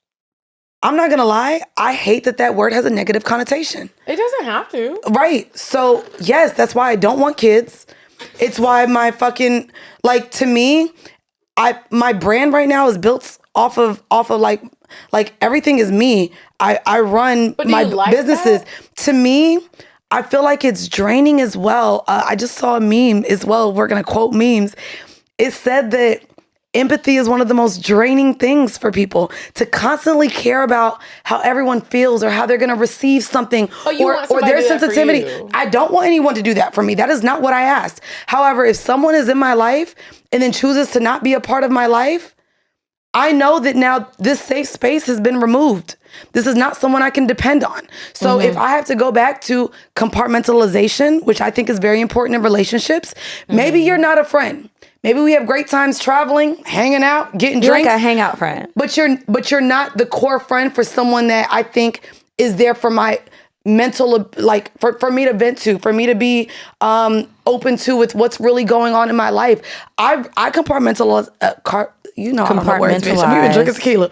But I do that when I'm on the mic. What I share on Horrible is different from See the Thing is what's completely different from what I share with my friends with what's really going on, right? And so I have to do that in my relationships. The way I just talked about a transactional relationship compared to a romantic one of someone I want to be with, I'm doing that with my friends now. And in a space where I think I was freely using the word friend, I have to be real with what I need from people. I remember I asked Bridget that. Bridget brings it up to this day. When we were in therapy, I said, what do you need from me as a friend? I want to be sure I'm showing up for you. Did you say it like that? Literally in therapy. No, literally in therapy. She literally brings it up. She says, I am the first person to have brought up. You see how you look like you want to fight though? No. What do you need from me as a friend? No. Okay, first off, so now this is now this is sensitivity. I absolutely didn't say it. We were at a diner the first time I said it. We were in therapy the next time. You're not a sensitive ass bitch. And I don't have to be sensitive. First off, I'm very sensitive. I think she's sensitive. That's why she screams. My delivery is aggressive. I am very sensitive. Not the same thing. Okay, so that's fine. However you receive my delivery is on you. That's not on me. But no, I 100% said, hey, I know that there's been changes in our lives recently. How do you need me to show up as a friend for you right now? Because I don't think I know how. But y'all also didn't really know each other. This wasn't like a friend. This wouldn't be like... Let's be very clear. We met during the pandemic. Yeah, I met Bridget the same time as you. Of our lives I met Bridget the same time as you, so don't do that. I literally feel like with all of my friends, I check in. Deandra, I'm with her family every fucking Thanksgiving. We talk once a month. We don't. So in terms of friendships, all of my friendships do not require the same amount of needs from everyone. I talk to Stacy once a month. Every time I'm in LA, bitch, I'm with her straight every day. Do you prefer a low maintenance friend? Crystal, I have a lot of low maintenance friends. Do you prefer that? Crystal and Carla are my most. Do you prefer that? I don't think I prefer that. No. Okay. I speak to my friends That's every naturally morning. what you get. I speak to Carla. I speak to Crystal every single day. I speak to Adriana every single. I have friends that I literally be like, girl, I don't know how I'm gonna have a nigga, cause the way we talk, bitch, I ain't gonna have no time for him. I'm planning on them to be around me in celebration, on trips. Like, I love my core friends, but also I have other friends that I've been friends with for 10 years plus. And even though we don't talk every day, them my niggas. And when we talk, we on the phone for 3 hours catching up. And whatever you need, you could call me. If you want to go somewhere and I got a lick for you to hit, I'm going to hit it. If I know you want to do something in your business and I could shoot you an alley, I'm going to do it. And everyone knows where I'm always at. I answer my phone for my friends. For niggas, not so much. So to me, no, I do. How do we show up in each other's lives? I have had this conversation with a lot of my friends, but I do need to believe that those friends are there for me. And at the moment that I feel like they're not, or they're ghosts, and it's one-sided, or cool, you have to work on your life so much that fuck everything I'm doing to where I haven't even been checked up on my breakup. Heard you. There's no way you care about me as much as I kind of cared about you as well. What is going on? And so to me, then I have to just reevaluate where you exist in my life and the energy that I'm going to exert, because I am caring, I am loving, I am an empath for my friends. I care very much about their lives and how they feel. But again, if I don't know what's going on, I don't know what's going on, which is why when I say one of the best gifts I gave, my friend, I know she's going through a lot. She got $230 in tickets and I didn't want her to have anything else on her plate to think about. So I care about my friends a lot. I support them. I have showed up to y'all shows. Like, I love my friends, which is what I said. All my men come after my friends. You know that. You know that. And I've told, that's probably why, even another reason on top of him being a cheater, that my last relationship didn't work. Men want to feel needed. Men want to feel wanted, or they want to be felt a priority. I have let niggas know my friends are number one. Yeah, but job is there, and then you come next. As a friend, I also understand that if you met a man that is going to take some sort of precedent above us, and you're going to get to know him right now, I am all, and I feel like a lot of women don't do this. I'm also the type of friend where I'm like, I get it. You met a man. Get to know that nigga. Good for you. I don't get that. Put us above him. I don't get that. It's not that I put y'all above me. I love my ex. I think it is very odd that women are like, and yo, this is someone you want to start a family with, and I want you to put me above him. No, I understand. There's a balance. Not what I said. That's not what I said. There's a balance that has to take place. This is I do think there's a balance. This is weird that women do this thing where it's like, I got a man now and I got friends, but my friends come above him. You want to start a family women don't do that. Women cut off their friends for niggas. No, they don't. I'm learning both. There's like a group of women that are like, you can have a man that you have met and you want to get to know him, and it's not about who comes first. But one thing you said was balance, and so I think it's important for anybody who is listening. Balance would be great. Balance is there's a time period of but let me say something, because I barely said anything. Go ahead, when Kiki. you are trying to juggle any type of relationships, whether it's your friendships, your family, your work, your man, your woman, whoever, there has to be a balance. Balance doesn't mean you take a year and dedicate it over here and then you forget. But balance doesn't also mean... I'm not talking about you. I'm just saying in general. This is just in general. I'm trying to get my thought out. So my thing is, sometimes people will say, oh, you have to give somebody room to do this. And that is perfectly fine. I think that's okay. But I think that when you are trying to balance and juggle your different relationships, you have to remember, hey, I do have these other people that I care about. Don't forget about them. Make sure that you check into them. Make sure that you, at some point, it's not about who's number 1, 2, 3, and 4. At some point, you need to make sure that you're checking in with them, that you don't forget about them, and you can't put everybody on pause and say that you're trying to focus on this. And it's not about whether it's your man, your friends, whoever. Everybody could figure out how to try to balance better. And I think that in giving people grace, what we said a few times today is that you have to have some room for error. But when people are speaking up to you and saying, hey, I miss you, or when they're saying other things, maybe if you're the friend that feels left out and you feel like your friend has not been there for you, instead of being upset, just let them know, hey, I miss you. Sometimes that's what you have to tell people, because that's really what a lot of the anger and the issues come out of. I miss you and you're my friend. I understand that things are different now, but I miss you and I would like to hang out. I would like to do this. I've had to do that with some friends, and I try to do a better job, especially like friends in relationships, friends getting married, friends having children. Things change. Your time changes. I need to respect that, because I know that and you're my friend and I love you. But as my friend, I still need you. Hey, you can't forget about me and just call me when XYZ. So we can talk about balance, but you really do have to make sure that everything isn't going on one side of the scale. You have to pour into different relationships. Come on, Libra new or reference. not. Come on, I Libra was reference. thinking about the scale. But yeah, I think we all have to do that, and you have to remember that. So when sometimes people won't say it, and I think you should. But when they don't say it, you should look at it. Say it. I get how someone could be like, "You're a new mom." What does it look like for me? I did this with my sister.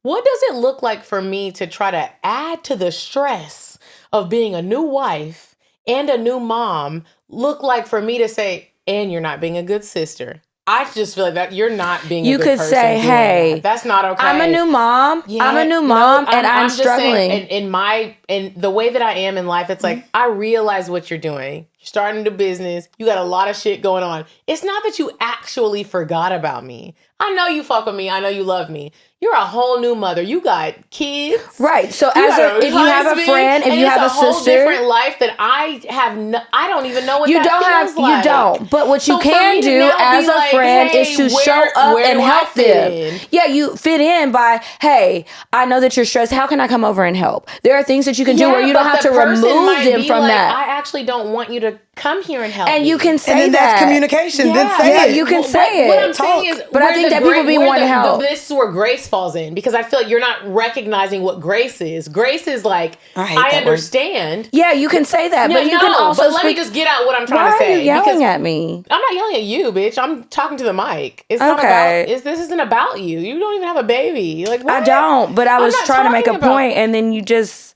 But go ahead. The point that I'm making is like where grace falls in relationships is like, it's not going to be comfortable. It's also not going to be something that you like. Grace falls in the uncomfortableness. It's like you're a new mom and you don't know what you're doing. And I'm trying to tell you also, well, you're a new mom, but I need you to still be my friend. You just started a new business and bought this whole company and bought this new space, and I still need you to be my friend. The grace falls in like, I understand that this is a different life for you and you have to figure that part out. What I'm trying to let you know is like, I still love you. I'm still here. And I don't want you to think that it's anything other than that. That's where the grace falls. I feel like people look at grace and they're like, when everything is good, this is what should happen. But that's not where grace falls. Grace falls when it's very stressful. We don't know what's going to happen. I don't know about that side of when people are feeling like that's what grace means. I hear you. Mm-hmm. But when I am saying that I'm giving my friends grace, I understand that you're in a new relationship. I understand that you had a baby. So, but you're also saying, what about me? No, I'm not. I didn't even say anything. I'm saying I understand all of this. So instead of doing the things that we used to do before these life changes happen, hey, I'm cool with coming to the house. I know you got a new baby. I know you got this. Let me bring up something for the baby. And I want to see you. I want to help you. She's going through postpartum and she's like, I really that's wish not I my could experience, so I can't really speak on that. And that's okay too. But if I know that it's not that, and you as my friend have already said, I feel like nobody wants to do anything with me because I got to bring my baby everywhere. Hey girl, I'm gonna go to the playground. And matter of fact, I don't have no kids, but my sister got kids, and I'm gonna get the kids, and we all going to playground, and that's okay. Like, you have room to tell me that this is what you're going through, and I'm listening to. I hear you, and I'm going to bend to make sure that I can accommodate what you're going through, because I miss you as a goddamn friend. If I gotta talk to you at 12 o'clock at night, you can't tell me. We gotta go to daycare. We gotta go to the playground. We have to go to my child's program if we're gonna hang out. I want to see you, but I want you to know my kid. So it's like, you can say those things. We can tell each other. Like, I can say, I miss you. I don't want you to feel like the friend being like, I really love that you do miss me, but you also are drunk around my child. You're cussing too much, and you're just not like. Well, nobody's told me that, so. I can imagine it, but I would also respect it. If that's what you feel and you have to draw a boundary because you don't trust that I can be around, then that's okay too. Well, because that's based on your behavior, not our relationship. Right. Like if you're drawing a boundary based myself because if now I'm being disrespectful to your family. If you're drawing a boundary with our relationship based on my actions, that's completely different from you removing what our relationship was because of what you're going through. Yeah, you I drawing agree. boundaries on someone else's actions is not you pulling away from our relationship because of what you got going on. Mm-hmm. That's completely different. So you don't think that somebody could pull away from a relationship because they have things going on? I'm just trying to understand. You can pull away. But that's and we're okay. saying But I that's think a negative thing. No, I we're didn't not. say anything We're was not, negative. But you can't have the expectation that person will be there when you so choose to come back. Well, my point was that I think we should just speak up about it. It's not that it's negative, but it's like, I want to make sure that you can tell me that this is what it is. If you can't invite me places or you feel like I show my ass when I do certain things, then tell me that so I know. That's something. And but then, also, if you going through something and you really need a break, because even in relationships, right? Nigga, I went on 13 with my ex. When the break has to happen, that's at least communicated. Not everything just shuts down and you don't hear from the person for months. Despite the fact that social media is a thing. You see what people are going through. You see what's happening. And then you just choose not to reach out. So to me, if you're going through stuff, again, it leans back into maybe the poor communication. You have to speak that out to people. You have to let them know, hey guys, I'm on a break from me. I got to figure out me because I don't know me right now. And I just can't show up as the friend that y'all knew me as because I'm working on XYZ. Or I changed my mind about who Or I I want to changed be. my mind about our relationship. Again, you guys, I think that sounds great. But we are 3 women sitting here where weekly we are documented talking about our feelings, how we feel about dating, how we feel about friendships, how we feel about relationships. And what I want to make sure that we communicate to the people that are listening who really aren't like us, they don't A lot of these women are like us. Yeah, they are, but they're not documenting it. They're not. You don't get to sit here and say, like, friend, this is how I felt, or boyfriend, this is how I felt. So it's like a lot Never of times, boyfriend. That nigga ain't getting on the mic. Really do that until it's too late. And we can joke and be funny about it. That's not real life. Bitch, it's just not. What is real life is what we're talking about, though. Yeah, the real life is how people are showing up in your life and what you expect in all of these relationships from people that you are in relationships with. Whether it's a working relationship, how you guys talked about, and we also whether know it's that a friendship are not or romantic. Really actively saying like, hey, I don't like how you did this. Hey, I know I work for you, but don't do this anymore. Which is crazy because I think but don't talk to me both like that. podcasts. We know, and that's why I asked, how do you do it so that people can receive it? Because I know that I am very different from the both of you. Which is crazy because when it comes to that. It's the thing that we've said. I would say CockTales from fucking year 1, horrible decisions year 1. What's the number one thing for a healthy relationship? Communication. Don't talk about healthy relationships. No, it's also communication.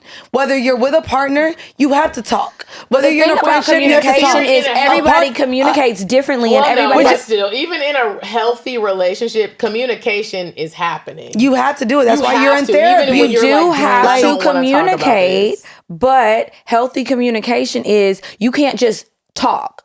People like That's to not healthy communication. No, that's literally what I just said. That is not healthy communication. Is just talking. It's like, that's why I asked the question about receiving, because everybody likes to talk about how they like to tell people things and tell other people about themselves, tell people what you need and all of this stuff. But the other half of that is receiving. Like, people love to talk about the 5 love languages book. What about the apology languages? How do you like for somebody to show you that they really are apologetic? Yeah. Because we all make mistakes. We fuck up and we don't mean to.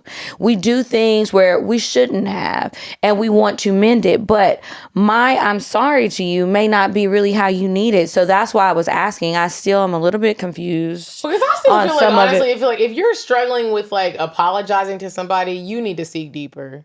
No, the struggle is not about apologizing. The struggle is about different people like to have different types of apologies. Yeah, but some people want retribution. I think you should read the book, but because it's not about not communicating, but it's when you communicate. Do you just say sorry? Do you say sorry for the same thing over and over again? Do you change your actions? Do you change your actions? There's a lot of things people want I mean, there's different ways to do it, and everying is not the same for everybody. It's not black and white with anybody at all. It's not black and white with any form of communication. I mean, I'm black and white, but it's not black and white yet. You are. But yeah, I just think, we all have to try to listen more this week.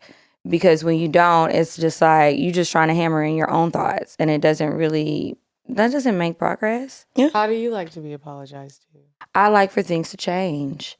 In actions. I like a sorry, but the real change, because I feel like it's so quick to be like, I'm sorry. The real change is it takes time.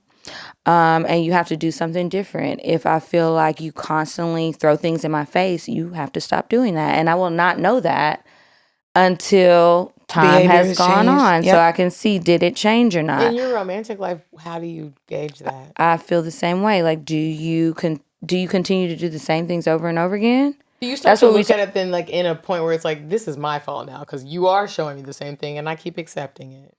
I don't look at it like it's my fault because I didn't do the action. But if I'm upset about it, then yeah, I accepted this and I accepted some bullshit.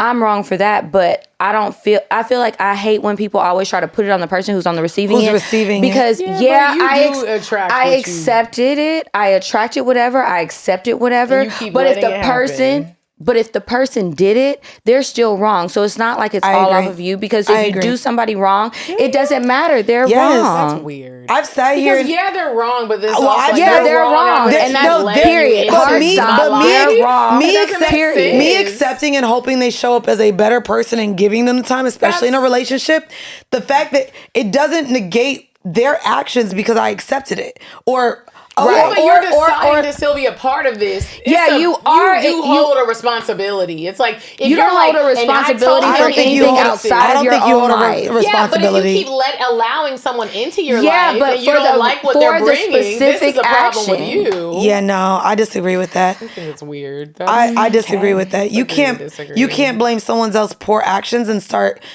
blaming yourself. You can't do that, but if you don't like how they're behaving and you're like, but let's meet up for dinner. What are you doing? You don't like him. I mean, that's to me, like in my breakup, I feel like that's why I'm not dating right now. I don't trust men and I don't trust myself to walk away from someone But I like showing that up in you the don't wrong. trust yourself. You don't trust Right. your decisions. But my You are the decision to creator of sit your here and want life. someone to show up better in my life, as selfish as I am, I would like to believe that they could be a better person because I see that in them. Yeah, and so but you see that me- in them. They don't see that in them. You don't know that. You don't. But it's not for you to figure If out. someone is telling you, I'm going to do better and I won't do this again, the only way you know they won't do it again is by giving them another chance. Yeah, but you don't That's have true. to give That's them it. another chance. But in relationships, we wanna all figure it hear out. relationships are Yeah, hard. but if they're also showing you the signs and they are confirming that I'm not going to show up for you and they continue to show you that, now it's like, well, You would like me what to are give we you do- another chance in this for us to rebuild our friendship, Yeah, but right? That's great that you said no, that. but what That you're was a saying great- is that was great. That was a great comparison. But also, it's like we both have been saying that.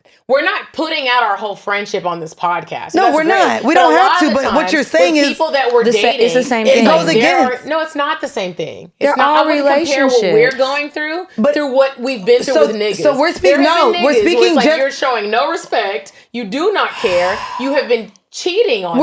But that's you the, don't care. but that's what I think the problem is, right? You're not paying attention.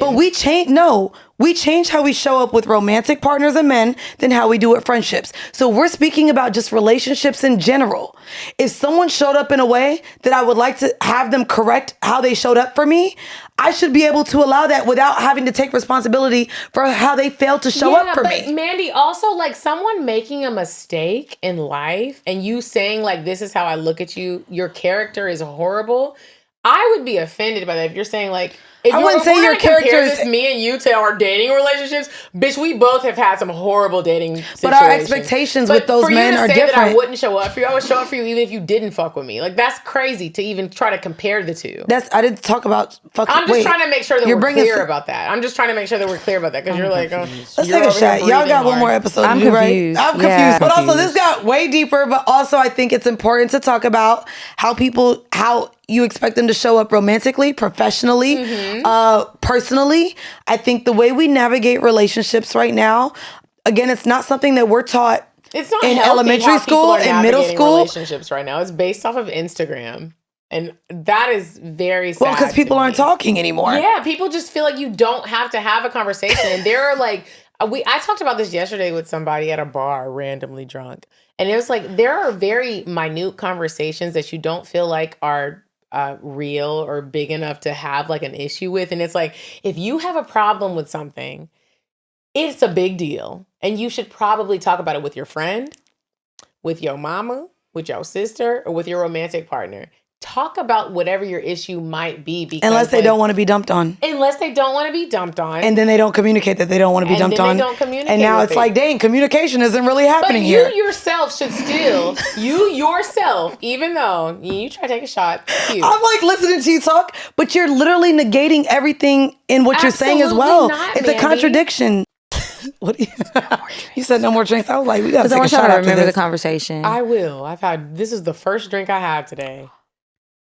You just had 3. I poured you some more. But there was 3. That we're in right there now, was this 3. Is what I've had. I haven't been drinking all day. I'm pretty sure you have.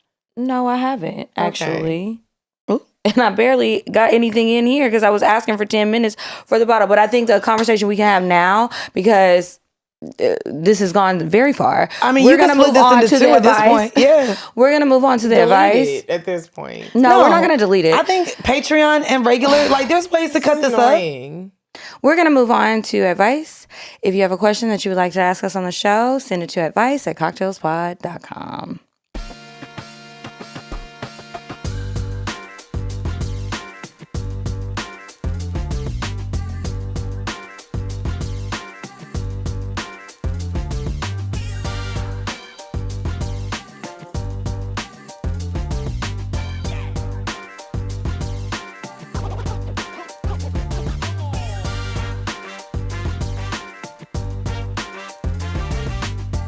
So, first advice email. It's very short. I love a very short. Let's go. Hello. I am wanting advice on how to talk dirty. Oh, I am confident I can do it. I just don't know what to say. I won't. Do you guys know? No, they don't know the difference between want and won't. I want to be. Oh, no, I was wrong. My bad. I want to be able to drive the boat and take control. Please, I need help. This is one that could have used 2 more sentences. Okay, but talking dirty. Well, is it talking dirty before sex or during sex? That would be my question, because I think it says sex talk. So let's say during sex. During sex. What you like to say? Oh, I say all the worst shit. Like what? No, like I don't know. I tell someone to go deeper, hard. I don't like sentences. But I'll be like, oh, this shit's so good. Give us an example. I'll say his name. Say. I like saying his name and reaffirming this shit is so fucking good. Can you give us an example? That's what I'm saying. This shit is so fucking good. Oh my God, this is the best dick I've ever had. LaTroy. Yeah, because it ain't LaTroy. But it could be like, LaTroy, this dick is so fucking good. Oh my God. Oh my God, keep it in me. You know I want this dick forever, right? And I like whisper that shit in his ear. Like, I want this shit forever. Yeah, put a baby in me. Definitely. That's a no, Drake I will lyric. never say to put a baby in me. Oh, I be saying Aubrey it. Graham lyric. And What everybody, is? I want this shit forever. Oh God. Okay, I didn't say it just like that. Now you bring it into. Now you bring a drink I feel into like this. you're probably really good at sex talk. Very. Putting a baby in me? Nah, I would never say that. That's crazy. Yeah, I take things too far. Yeah, that's way far. That's scary. Yeah, no. Yeah, to me, it's just like giving instruction, direction.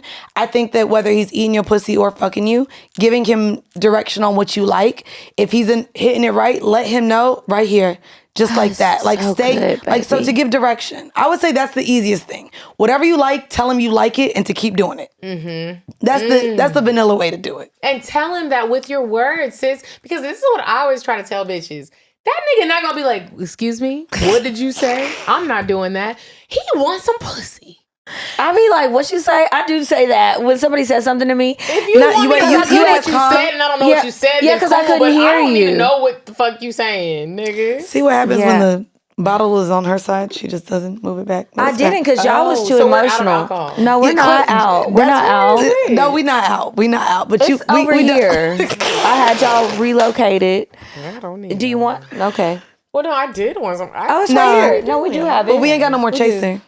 Yes, we do. It's over here. Everything is over here. Wow. You passed it to me, bitch. But Kiki Okay, said, well, I'm that just was hold it. everything over here. Well, y'all were also having a moment, and honestly,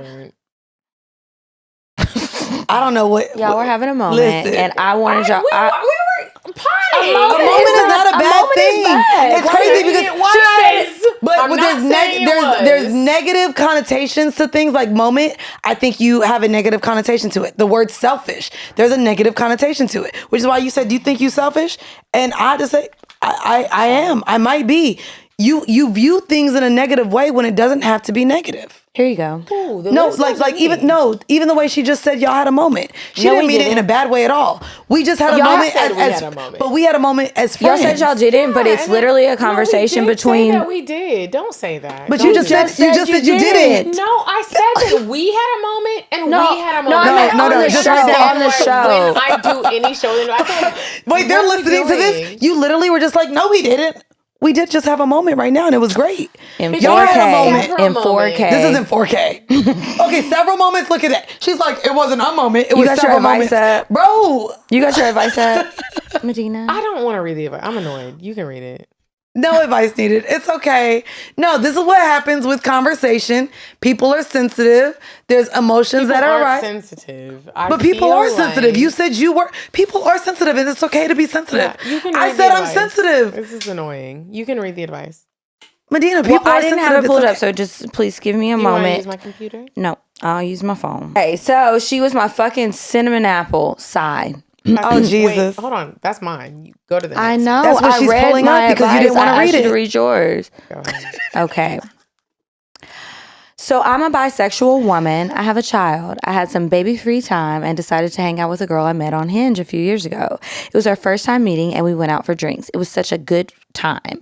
We ordered drinks back to back and there was never a dull moment. We're sipping, kissing, and gripping for hours before we head out. We get to the car and we're flirting and making out. Then I hit her with the, trying to go back to my house? I've got hookah. Y'all must be in Atlanta. Not the hooks. I do love a little hooks. Of course she says yes, and within the next hour, she's at my apartment, fuck Netflix and chilling. We whip out the I'm curious to know cards. I know that's right. Oh, I love that. If you want to order yours, go to I'mCuriousToKnow.com and order yours now.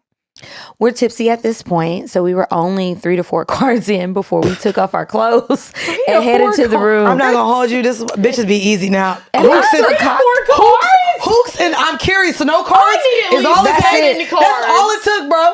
It took a hookah and your goddamn 3 game to 4 cards. cards. Bro, I hell need yeah. 7 cards. I don't need 7 because you know what I always do? I go through the deck first. And I you pull pick that out card. the one. Are you ready to stop playing the game and have sex right now? I just pull that. That is That crazy dick to looks me. like it's thumping in them pants and I want to hop on it. That's Okay. crazy. Anyway, now as a dominant, I was outside the bedroom. She took full charge in the bedroom. I skipped a word. Now, as dominant as I was outside the bedroom, she took full charge in the bedroom. The time was bliss, if you ask me. Then a couple days later, she comes over, I make dinner, and she brings me a gift, a dildo in my favorite color. It's needless to say what happens from there. She doesn't spend a night this time. But I don't mind. Until I do, this bitch ghosted me, y'all. She hit me with the forgot to press send bullshit. The day after, then the next day, crickets. Ooh. I understand we don't have to talk every day because what we're on is very casual, but you don't get to fuck and leave without saying goodbye. I know, that's very impolite. I've never been ghosted that I can recall, and I don't know how to take this. Well, girl, you just take it as a big old L and move on. But also, girl, you didn't invest much into this relationship. You had a hookah and a deck of cards. And you got a free dildo. And you got a gift for it. Maybe you and didn't. some good pussy. Maybe and some you. good fake Maybe you dick. should have been the one pursuing her a little bit more. Maybe. She says I'm good, but People every don't time see I think themselves. about We it, said that today. People do not see themselves. They showed I'm good, but every time I think about it, I want to curse her ass out. I'm fine if she doesn't want this good pussy anymore, but she could at least say why she isn't responding. Is she in a secret relationship? Is she free? Is she free setting boundaries because I'm a mom? Oh, I forgot you was a mama. Did my chicken and pilaf rice have too much oil? I don't know. Kiki and Medinah. She spelled your name all wrong. Very wrong. Should I Google search her ass, find out where she stays, and act up? Absolutely the fuck not. Or should I just block her on everything and get back to my real life? My pussy wet just typing about it. Sincerely, a girl that got ghosted. You know, honestly, you didn't even take her out. You didn't show much effort. You did a lot. You That's why I can't be got with a pussy woman. off of hookah and You said 3 she cards. did a lot or she didn't do it? No, she didn't do anything. But also, the next night after you got pussy straight off of hookah and cards, she brought you a gift and you're upset that she wasn't blowing you up. That was your time to now. She clearly likes you. Reciprocate. She came bearing a gift to you, and you chose to just wait for her to hit you up. You didn't even, there was no effort. There was no pursuit. I think she did a lot in like the email and doing all of this because you're upset that the girl ghosted you, but you didn't do enough with the actual girl. You didn't do enough with You probably her. put more effort into this email and she than sat you did here with and brought her. you a gift, gave you pussy, and you're waiting on her to hit you because you said Pussy she ghosted and you. dick. You didn't even, like, you weren't even then were you FaceTiming her? Were you texting her? Were you checking on her day? Were you seeing what was going on with her? You sitting here acting like you were ghosted, but clearly she was into you. She fucked you on the first night or whatever the case may be, off of you giving her nothing but hookah and a card game. Then she That's a good gift, though. That's a really good gift. Well, it wasn't a gift because she just played the game. She has the game at her house. Then she came back again, bearing gifts to you. Women do the most, and we be doing too And then much. you didn't even- Y'all need to calm the fuck down. And now you didn't feel the need to pursue her? Like, she probably ghosted you because she felt like she was coming on to you too hard. She was like, "Do you like me?" Because I Right, just 'cause gave you you're not pussy doing nothing, and a I'm gift, doing everything. and you didn't do anything. And sometimes you have to dial back if you the person that's doing too much. I know I've done that, and you dial back. You gotta dial back. Because you got to see, like, am I spoiling you? Am I doing too much? You really don't fuck with me. Now it's time to No, move you on. doing too much? You No, been the but I person went that on. I went on 2 dates with someone recently, back to back. Like literally, we went and got drinks the first night, second night, and this was a young nigga too. We went axe throwing, and it was great. But then I traveled. He traveled. There was no communication set. Like He was like, after, so I felt like maybe we both realized, and maybe it was because I talked about I was celibate, so it would be, I don't 'Cause you know, are? that I wasn't gonna sit here and like just be fucking on him. And for whatever it is, whether he just wasn't into me, I felt like, okay, we've done 2 nights. I know I'm in a point where I want a man to pursue me. I want to know that he's interested in me and he cares. So if he's not doing that, then Mind you, I on the second date, half of the date I covered the drinks. But you So- also only want rich niggas. So can you really? No, and want that? he's rich, bitch. Okay. He's a millionaire. Every rich person don't spend and I money. get that. So he was a millionaire. So to me, okay, we're out. We went on 2 dates back to back. To me now, the pursuit should happen over conversations, phone calls, and things. And he didn't. But he thought you should pursue him. He's like, Oh, well, no, I'm sorry. I'm not in that place right now. So we're not on the same page. So I'm fine with the fact that this just wasn't someone that It's was going to not a work match. out. It wasn't a match. And I'm fine with that. Whether I did something he didn't like, whether it was my How celibacy, did you whatever. know you were fine with that? Because I didn't care that we didn't see each other I guess, again. For the people that are listening, how many times did it take for you to realize I'm okay with he's not? We gonna went be- 2 weeks without talking after 2 dates back to back. Okay, 2 dates back to back, and then it was. And like, then he's we not the both one. went ghost. I knew I was not going to pursue him because that's not the type of relationship I'm looking for. I want to know, like, I know I could be a, special. absolutely. I want to be spoiled. I want to feel special. I want a nigga to fucking pursue me because that's what the fuck men do. They like a chase. They want to pursue. If they really want you, they will pursue you. They will ask you to come out. They will change their schedule. That's what they will do. They will so change I'm their not in life a place if right they now where need I'm going to to. sit here and pursue a nigga who may want me, or I'm one of his many, or he's going to fit me in when he wants to. That's not what I'm looking for. So I specifically knew I was not going to chase that nigga knowing I was about to be gone for a week for work. So in that moment, we done went 2 dates in a row. Now is our time to communicate in distance because this is my schedule. You have a very similar schedule. And it didn't happen.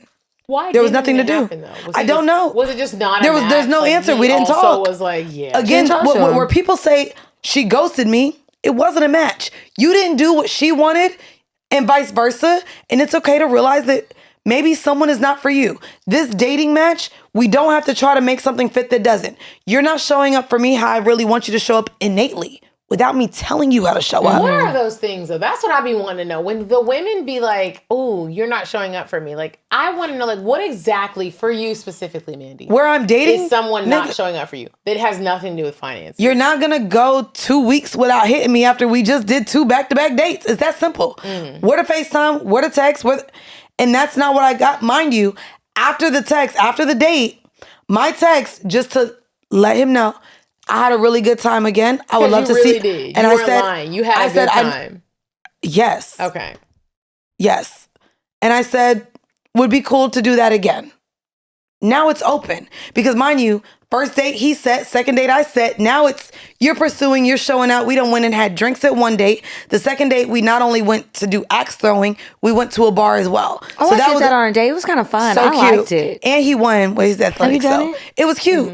And me and him were the leaders, even against the white people, because axe throwing is really white people shit. It is. But me and him were the top leaders. So it was a really good night. So it was like a personality thing. It had nothing to do with anything I don't else. know what it was. It's a personality but no, thing. It's that's like you're the looking at it like, But that's the ooh. thing. I'm not finna sit here and drill my mind on how maybe something I said or did or whatever doesn't work for him. But did you think about that? No, the fact that he didn't pursue me, I'm not thinking about him no more. Those were two cool dates. Ladies, listen up. Those were two cool dates. He's not on my mind anymore. If he's not going to pursue me and really show interest and really show up how I know I want a man to show up right now, because I did a lot for my ex, I would like to feel spoiled and wanted and all these things and desired and all like, and if you're not going to do that for me, there's nothing to think about. I'm cool. This wasn't going to be a match. Like, that's the thing. We sit here and go on a date with someone or two or three, and we sit here and they're not showing up how we want them to. We're not communicating it to them, but we know how we want someone to show up. And then because we just want to string them along, we then start changing ourselves to accept how they're willing to show up. I wasn't going to sit here and accept how he was showing up. That's not what I want. Wait, but you went on 2 dates. My point, and then didn't talk after that. Okay. I have my thoughts about that, but we do not have enough time to even We do talk not. about it. This is about to be 2 episodes, bitch. This was 2 hours. And cut it out when I was crying, because I hate y'all. This is crazy. Both of our faces. Like, now, bitch, that's the part? Just you crying? Bitch, there was a lot of emotional vulnerability that was, and I was the only one crying. And so you mad that we didn't cry? I'm not even mad. I did cry. Oh yeah, you were getting a little teary-eyed. Me too, but I stopped it. I didn't talk about y'all crying. I'm just like, You said I'm the only one that was crying. It was a lie. Bro, in that moment, her eyes got watery. My eyes got watery. You just didn't fall. To make it a moment. If Look you at us, cried Oppression at Olympics to different crying. times, cut it out. But Lord, baby. All right, well, going thank on. y'll. We don't Can know we get how to this the episode about to be cut up, y'all. Girl, this You is a wanna 2-hour episode. Y'all could cut this into 2 hours. Thomas is waiting. Thomas is Is he waiting. here? Yes, he's been Like- here. He was supposed to start at 5, do an you want hour. us to Bro, end on do a it's cocktail? 6. No. We can do the cocktail, but do you want to read it? Because we skipped your, whatchamacallit, remember? What? Your advice. Oh, no, you read it. I You know. read it. I'm saying we didn't have you reading it because you were saying skip it. Do you want to read a cocktail? I don't have a cocktail. Well, I'm the not whole- sharing one. Do you want to share a cocktail? Yes. Okay, so we will move on to the cocktails. If you guys have a cocktail that you would like to share, make sure you email it to us, cocktails@cocktailspod.com. If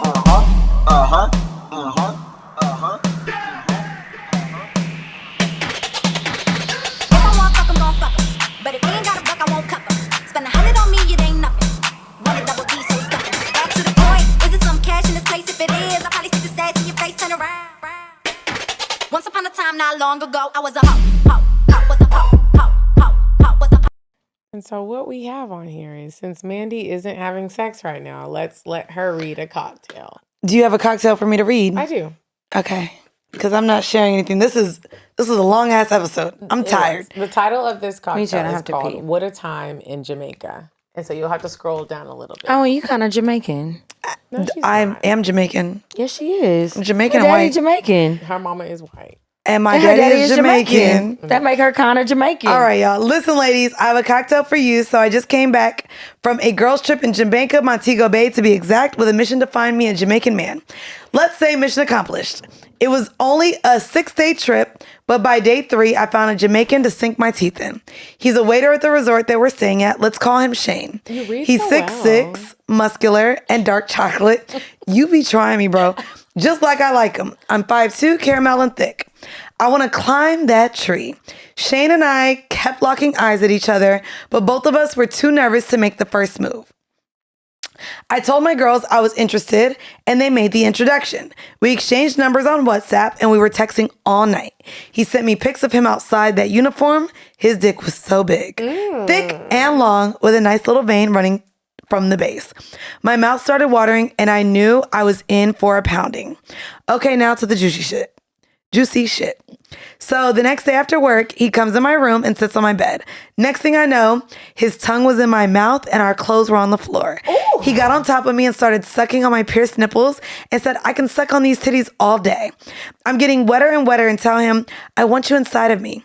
He slips on a condom and that big ass dick stretches me out. Ooh. I gasp and moan in ecstasy. He's staring me in my eyes, telling me how beautiful I am and how much he loves my body. I love a man that affirms me. He comes first, but that didn't stop him at all. He immediately puts on another condom and goes back to work. He starts pounding this pussy from the back, and she starts talking back to him. He grabs all my braids and wraps them around his hand and wrist with his other hand around my neck. I instantly start coming on his dick. I'm screaming in ecstasy, and he doesn't stop. I come again and collapse on the bed. We lay in our sweat and talk and cuddle. He starts on rubbing my body and giving me a foot massage. Bitch, I'm in love. Oh, me too. Tell y'all stop doing that shit. I love that nigga. After about 30 minutes or so, I get on top of him and he starts sucking on my nipples. He instantly gets hard and I sit this pussy on his pretty ass dick and start riding it until we come together. We cuddle and kiss until he has to leave. The next morning at breakfast, he tells me he was thinking about this pussy all night. Too bad we leave for a flight at 1. Don't worry, I'll be back in December. Signed, I'm in love with a Jamaican man. All right. Have y'all ever fucked a Jamaican dude? I sure did, and I was stuck on stupid. My for daddy's a few Jamaican, so I stay years. away from him. Oh. That was a big dick Lord. demon. Lord. That's what he was. And I mean, if he called me tomorrow, well, I'm just playing. I don't want to talk to him. No. Ooh. Not him. But yeah, I mean, the Jamaican dick. It be hit. Having you caught I up know in y'all some saw them shit. girls on them damn massage boats talking about put a plastic bag. Embarrassing all of the women. But I don't not like- embarrassing. I don't That want was I don't want that. That was I don't nuts. like- That I was met my insane. Jamaican in the club in Atlanta like a normal girl But that does. was insane. Fucking the rafting man. With is a nuts. plastic With a plastic bag. That's not even gonna feel good. And what you think Bruh. that's about to do? Well, also he was rubbing mud. his bare dick on your coochie before you So asked bitch, for a it's plastic done. bag. The diseases are done. Ladies, we have got to do better. Please. Please. In all aspects of life. In Jamaica, in America. It's embarrassing. It's embarrassing. Like, please. Mandii, we are so happy to have had you. I don't know if you are that heavy, but I am okay. happy, bitch. I enjoyed coming on here and having the conversation with y'all. Thank you. Thank you so much. Kiki about bitch the way y'all about to have me working on this edit. It's all right. We got a few weeks. Much. No? Well, this could be 2 episodes, which is why I was like, It doesn't have to tell be. them to go to It can fuck. be an It'll just be a extended- long episode. Okay. Or maybe something can go on Patreon. Okay. We'll see. We'll work on Mandy, it in a if you few want weeks. anybody to know what you have going on, now would be the time to let them know. I don't know when this drops, but I'll go ahead and just say our November shows, DC and New York. So DC, we are there November 9th at Warner Theater.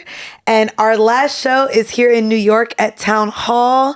I think everything before then is sold out, but get your tickets. Those are going to be our biggest theaters that we've ever performed at. That's exciting. And we're almost sold out for New York. It's 1,400. 1,440 is the capacity. And Congratulations. We are right now like 85% sold.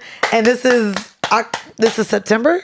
It's September. Oh, this October. comes out in No, October. this is October now. No, I'm lying. We're not in September. We're September 1st. October. So I think like that might be one of the most emotional shows, but like we have a lot of performers coming to that show. That's going to be our biggest, and it's going to be our last show. This is our last time touring.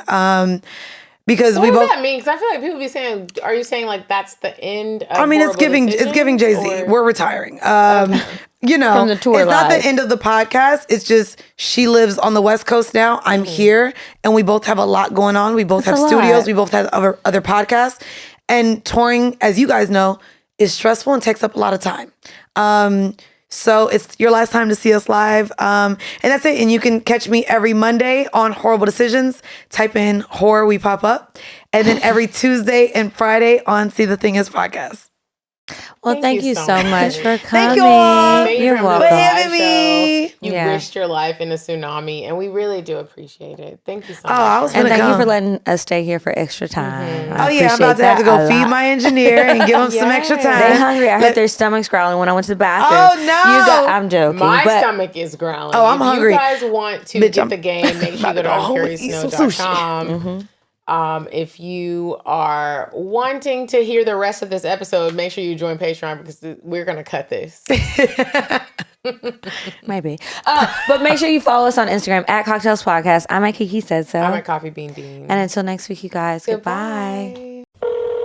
I'm sorry, but the person you called has a voicemail box that has not been set up yet. Goodbye. Bye. Bye. Bye. Bye. Bye. Bye. Bye. Bye. Bye.